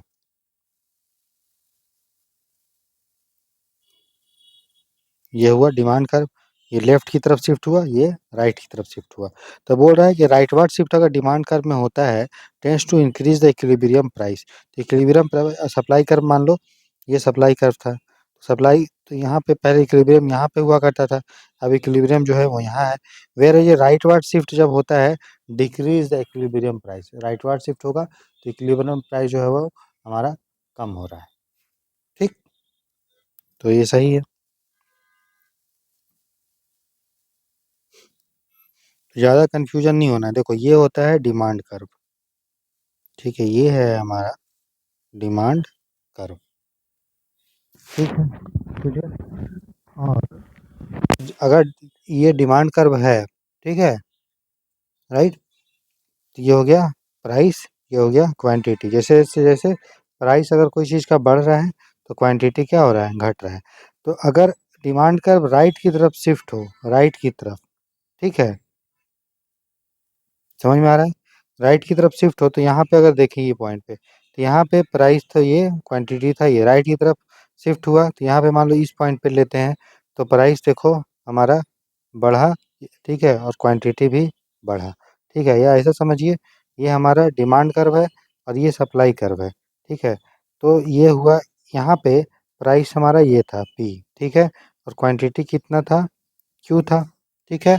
अब क्या हो रहा है, आप डिमांड कर्व को राइट की तरफ शिफ्ट कीजिए, ये हो गया डिमांड कर्व, तो यहाँ पे इसको काटा सप्लाई कर्व को, तो ये अब नया प्राइस हो गया P1 और क्वांटिटी कितना हो गया Q2, ठीक है। तो अब बताइए डिमांड कर्व जब राइट की तरफ शिफ्ट हुआ, इधर शिफ्ट हुआ, तो देखो प्राइस बढ़ा कि नहीं बढ़ा, बढ़ा। तो ये जो स्टेटमेंट है कि राइट की तरफ डिमांड कर्व शिफ्ट होने से इक्विलिब्रियम प्राइस इंक्रीज करता है, तो बढ़ गया इक्विलिब्रियम, P से P1 हो गया। दूसरा बोल रहा है whereas a rightward shift of the supply curve tend to decrease the equilibrium. तो सप्लाई कर्व दोस्तों ये हो गया हमारा डिमांड कर्व, ये हो गया सप्लाई कर्व, ये हो गया पी प्राइस, ये हो गया क्वांटिटी। सप्लाई कर्व को राइट की तरफ शिफ्ट कीजिए, तो राइट हमारा सप्लाई कर्व का राइट क्या हुआ, ये हुआ। तो पहले प्राइस जो था वो ये था P1 और क्वांटिटी कितना था Q1। लेकिन जब सप्लाई कर्व को, ये सप्लाई कर्व इसको राइट की तरफ इधर हुआ, शिफ्ट करेंगे, तो ये डिमांड कर्व को यहाँ पे काट रहा है, तब प्राइस जो हुआ वो मान लीजिए हो गया P2 और क्वांटिटी कितना हो गया Q2। तो अब देखिए जो P1 ये है हमारा P2, ये क्या है P2, ये क्या है P1। तो P2 जो है वो P1 से कम है, तो सप्लाई कर्व जब राइट की तरफ शिफ्ट हुआ तो तो हमारा जो इक्विलिब्रियम प्राइस था वो घट गया। वहीं जब डिमांड कर्व राइट की तरफ शिफ्ट हुआ तो इक्विलिब्रियम प्राइस जो है था P से बढ़ के P1 हो गया, ठीक है, क्लियर है। तो ये सही है, दोनों को एक्सप्लेन कर रहे हैं, तो स्टेटमेंट जो होगा वो हो जाएगा फर्स्ट, दोनों सही है, और दूसरा फर्स्ट को एक्सप्लेन कर रहा है। क्वेश्चन नंबर है 23, बोर्ड with reference to the macro economic analysis the boundary of production frontier possibility curve. दोस्तों ये भी हमने आपको बताया है और नोट्स में भी हमने आपको दिखाया है प्रोडक्शन पॉसिबिलिटी कर्व के बारे में, ठीक है। तो ये बोल रहा है क्या बताता है, तो प्रोडक्शन पॉसिबिलिटी कर्व क्या होता है, सबसे पहले ये आपको पता होना चाहिए। प्रोडक्शन पॉसिबिलिटी कर्व दोस्तों ये बताता है कि अगर आपके पास लिमिटेड रिसोर्सेस है, क्योंकि आपको पता है इकोनॉमी में रिसोर्स क्या होता है, लिमिटेड, और उसमें आपको मान लीजिए दो गुड्स प्रोड्यूस करना है, ठीक है। तो अगर हम एक चीज़ प्रोड्यूस करेंगे तो जाहिर सा बात है दूसरा चीज़ का प्रोडक्शन हमको एक का बढ़ाएंगे तो दूसरा कम करना पड़ेगा। जैसे मान लीजिए आपके पास स्टील है, ठीक है, तो उस स्टील से, ठीक है, आप साइकिल बना सकते हैं, या फिर उस स्टील से आप इंडस्ट्री में यूज कर सकते हैं, या फिर बाइक बना सकते हैं। रिसोर्स लिमिटेड है, तो ये बोलता है कि इकोनॉमी में चूँकि रिसोर्स हमारा लिमिटेड है और मान लीजिए हमको 2 चीज़ यहाँ पे बनाना है, तो दोनों में क्या होगा, ट्रेड ऑफ होगा। ट्रेड ऑफ मतलब एक बढ़ेगा प्रोडक्शन तो दूसरे का घटेगा। तो उसी कर्व को प्रोडक्शन पॉसिबिलिटी कर्व हम लोग बोलते हैं। तो ये प्रोडक्शन पॉसिबिलिटी कर्व इस तरह से होता है। इस तरह से प्रोडक्शन पॉसिबिलिटी कर्व हमारा होता है, ठीक है। ये मान लीजिए प्रोडक्शन कर रहे हैं आप एक चीज़ का, मान लीजिए आप इससे बना रहे हैं, मान लो आपके पास आलू है, ठीक है, तो आलू से आप सब्जी बना सकते हैं, ठीक है। या ऐसे समझिए आपके पास गन्ना है, शुगर केन, तो उससे आप इथेनॉल बना सकते हैं या उससे आप शुगर बना सकते हैं, ठीक है। अगर यहाँ पे आप इस पॉइंट को देखें तो यहाँ पे इथेनॉल आप इतना बना सकते हैं और शुगर आप देखिए इतना बना सकते हैं, ठीक है। अगर आप शुगर ज़्यादा बनाते हैं, देखिए शुगर यहाँ पे बना यहाँ तक, तो इस पॉइंट पे देखें तो यहाँ तक शुगर हुआ, वहीं इथेनॉल देखिए आपका घट के कम हो गया। इथेनॉल अगर आप बढ़ाएँगे, यहाँ तक अगर आप इथेनॉल बनाएँगे मान लीजिए इस पॉइंट पे, तो यहाँ पे इथेनॉल इतना बन रहा है, ठीक है, लेकिन यहाँ पे शुगर देखिए ये घट के इतना रह गया, ठीक है। तो ये बोलता है वही है, तो प्रोडक्शन पॉसिबिलिटी कर्व ये बोलता है कि अगर कोई भी पॉइंट अगर कर्व पे होगा, तो इसका मतलब वो एफिशिएंट होगा, ठीक है। कोई समझ में आया, ये प्रोडक्शन पॉसिबिलिटी कर्व है। यहाँ पे कोई पॉइंट अगर लेंगे मतलब वो पॉसिबल नहीं है बनाना। अगर कर्व के अंदर यहाँ पे कोई पॉइंट लेंगे, ये कर्व है, यहाँ के अंदर लेंगे, इसका मतलब आप रिसोर्स का अच्छे से यूज नहीं कर रहे हैं।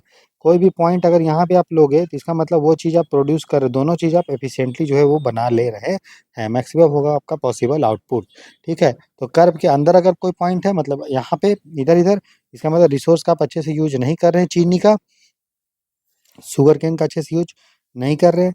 अगर कोई यहाँ पे कर्व पे पॉइंट होगा, इसका मतलब गन्ना का अच्छे से यूज कर रहे हैं एफिशिएंटली।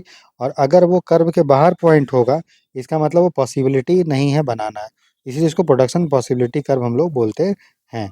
ठीक है, समझ में आया? तो आंसर क्या होगा? Potential GDP of an economy. Potential GDP मतलब कितना इकोनॉमी में आप जीडीपी कर सकते हैं, कितना जीडीपी संभावित कर सकते हैं। ठीक है, और वो मैक्सिमम कब होगा? जब आपका जो पॉइंट होगा वो कर्व पर होगा, ना कि कर्व के अंदर होगा या बाहर होगा। अगर अंदर होगा, इसका मतलब रिसोर्स का अच्छे से यूज नहीं कर पा रहे हैं। बाहर होगा तो मतलब आप प्रोड्यूस कर ही नहीं पाएंगे उतना। ठीक है, जो पॉइंट कर्व पर होगा, ऑन द कर्व, इसका मतलब आप उतना जीडीपी पोटेंशियल कर सकते हैं। ठीक है, क्लियर हो गया?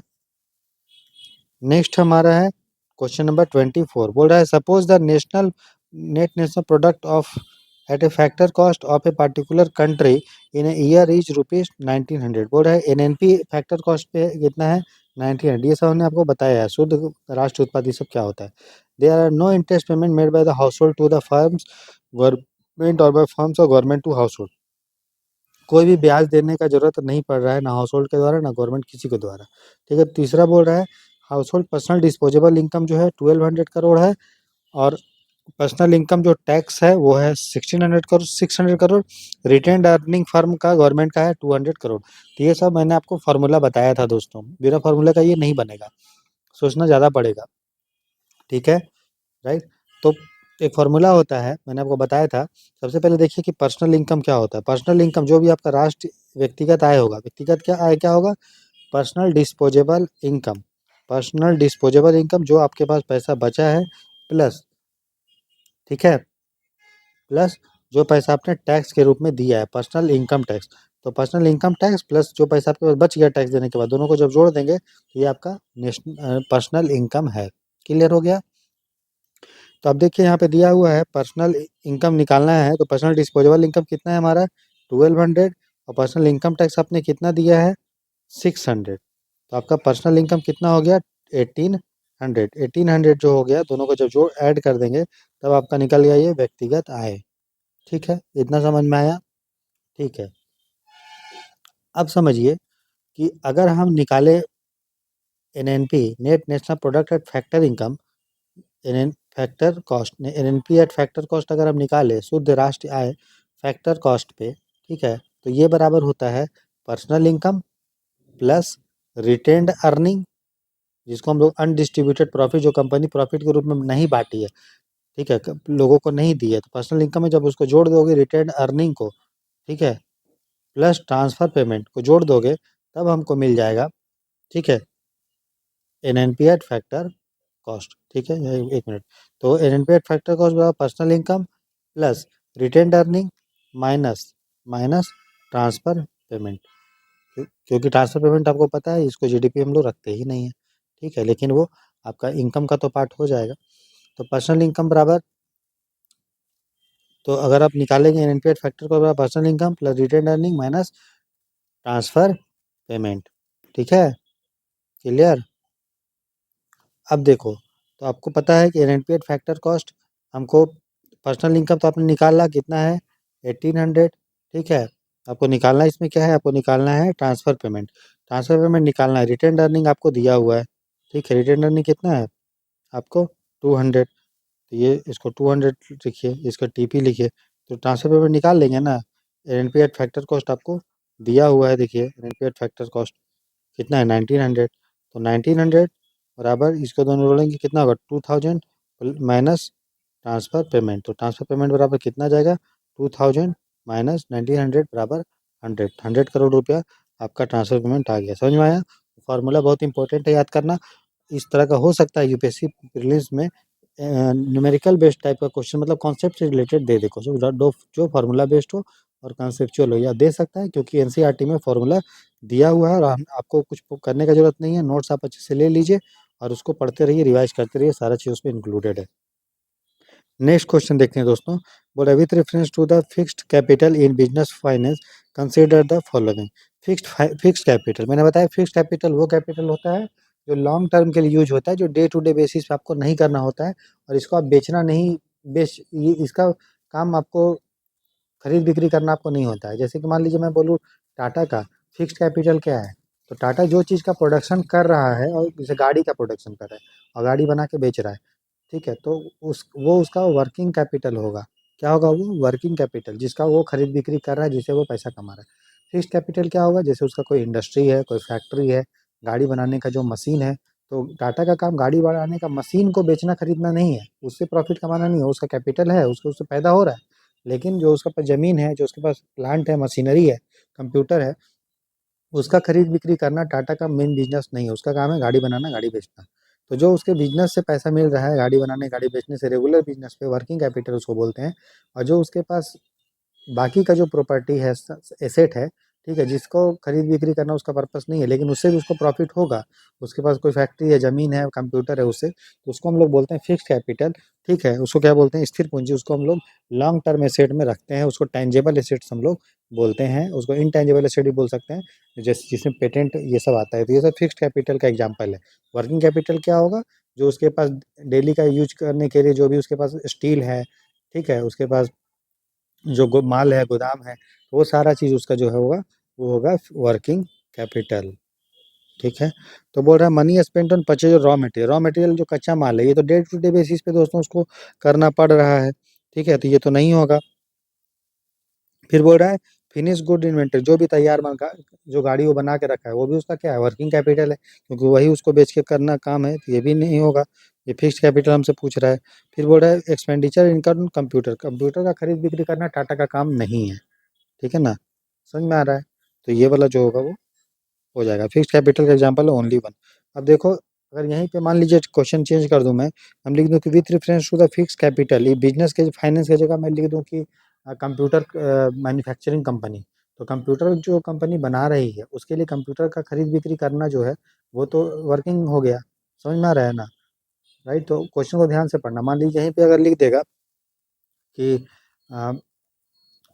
With reference to the computer manufacturing company, उसके लिए कंप्यूटर का जो स्टॉक है वो क्या है, तो वो वर्किंग कैपिटल हो जाएगा। ठीक है, राइट। और मान लीजिए लिख देगा कि विथ रेफरेंस, और उसके लिए कार अगर है तो क्या हो जाएगा? कार का वो खरीद बिक्री नहीं करे तो वो फिक्स्ड कैपिटल हो जाएगा। समझ में आया? लेकिन टाटा के लिए कार क्या हो जाएगा? Working capital. तो जो कंपनी हम ले रहे हैं उसके रिस्पेक्ट में, लेकिन generally land, building, plant, machinery, computer, office का जो फर्नीचर इक्विपमेंट होता है, वो सब फिक्स्ड कैपिटल में कहलाता है। क्लियर हो गया? तो फिक्स्ड कैपिटल में हो गया जो ये सारा चीज़। बाकी को करंट कैपिटल या वर्किंग कैपिटल हम लोग बोलते हैं, जिसमें कंपनी ने बैंक में जो पैसा रखा है वो, उसके पास जो कैश है वो, ठीक है, बिल रिसीवेबल, जो उसको बिल प्राप्त होने वाला है, उधार में सामान को बेचा है, तो फिर पैसा जो मिलेगा वो भी आपका करंट एसेट में कहलाता है। जो, ठीक है, जो उधार जिसको बेचा है वो भी उसके लिए एसेट है, कि वो उससे भी उसको पैसा मिलेगा। तो जो भी बिजनेस से रिलेटेड है, चाहे वो उधार में हो या कैश में हो, या कंपनी का जो पैसा बैंक में जमा है कमा कमा के, तो वो सारा चीज़ जो है वो करंट एसेट कहलाता है, चालू परिसंपत्ति कहलाता है। ठीक है, क्लियर? चलो, नेक्स्ट क्वेश्चन देखते हैं दोस्तों। Question number 26। ऐसा करते हैं 25 क्वेश्चन लेते हैं, और छोटा छोटा क्लास लेते हैं, अभी टाइम भी है ठीक ठाक, और हमारा मेन फोकस है वो जो कॉन्सेप्ट है उस पे देना है। आप नोट्स दोस्तों ज़रूर पढ़िए। नोट्स के बिना जो है, मैंने बताया था, यूपीएससी प्रीलिम्स को निकालने के लिए 3 चीज़ों पे आपका बेहतरीन कमांड होना चाहिए। एक है नोट्स को पढ़ना, प्रैक्टिस एमसीक्यू और रिवीजन। तो हम तो ये 2 चीज़ तो आपको करा दे रहे हैं, ठीक है? ये आपको अच्छे से करा देंगे, और इसी का रिवीजन भी आपका इधर से हो जाएगा। लेकिन नोट्स जब तक नहीं पढ़ेंगे, तो आप देख रहे हैं कि क्वेश्चन में पूरा कंप्लीट जो है वो नहीं बताया जा सकता है, क्योंकि हर क्वेश्चन का आपका लिमिटेशन होता है। जैसे इसमें हम बात कर रहे हैं आपको फिक्स्ड कैपिटल का, तो बाकी चीज़ हम नहीं कवर करवा पाएँगे, है ना? जब क्वेश्चन आएगा तो, क्योंकि क्वेश्चन के थ्रू पूरा सिलेबस को कवर करना पॉसिबल नहीं है। अगर कोई बोलता है कि नहीं पूरा क्वेश्चन से पूरा सिलेबस कवर हो जाएगा, तो ये मूर्ख बनाने का एक तरीका है। ठीक है? लेकिन हाँ, नोट्स ज़रूर पढ़ना है, नहीं तो ऐसा नहीं होता। सब आप सुने होंगे, बहुत सारे लोग सिर्फ क्वेश्चन प्रैक्टिस करके जाता है, एग्ज़ाम नहीं निकलता है। ठीक है? किसी का निकल भी जाएगा, लेकिन वो उसका नोट्स पढ़ा होगा वो। ऐसा नहीं होगा कि सिर्फ आप क्वेश्चन के भरोसे चले जाएं और एग्ज़ाम निकल के आ जाएगा, नहीं। आपको नोट्स पढ़ना पड़ेगा, और नोट्स पढ़ने में कितना देर लगता है? जैसे हम, आप देखिए, आपको ज़्यादा नहीं देना, डेली आप 5-6 घंटा पढ़िए। आप 1.5 घंटा हमारा एमसीक्यू का क्लास कीजिए, ठीक है? और 3-4 घंटा आप नोट्स पढ़िए, बाकी 1 घंटा आप सीसेट अपने हिसाब से करते रहिए, 1.5 घंटा। यही आपको 6-7 घंटा अभी से लेके एग्ज़ाम तक पढ़ना है, एग्ज़ाम अच्छे से निकल जाएगा। ठीक है? ये मैं अपने जो है मेरा एक्सपीरियंस है, जो मेरा एग्ज़ाम निकालने का तजुर्बा है, उसके आधार पे हम आपको बोल रहे हैं। ठीक है? God bless you. नोट्स को लेने के लिए नोट्स जो है मात्र 499 रुपीज़ का है, सारा सब्जेक्ट को इंक्लूड करते हुए। उसका लिंक इस वीडियो के कमेंट सेक्शन में है। और ये जो हम क्लास ले रहे हैं, ठीक है, इसका क्वेश्चन, ठीक है, क्योंकि इसका सॉल्यूशन देने से कोई मतलब नहीं है, सारा चीज़ आपको नोट्स में इंक्लूडेड है। इसका जो ये है हमारा क्वेश्चन, ये आपको टेलीग्राम चैनल पे मिल जाएगा। टेलीग्राम चैनल का लिंक इस वीडियो के कमेंट सेक्शन में। गॉड ब्लेस यू, अपना ख्याल रखिए। मिलते हैं रात के 10 बजे कल, डेली आपका क्लास होगा।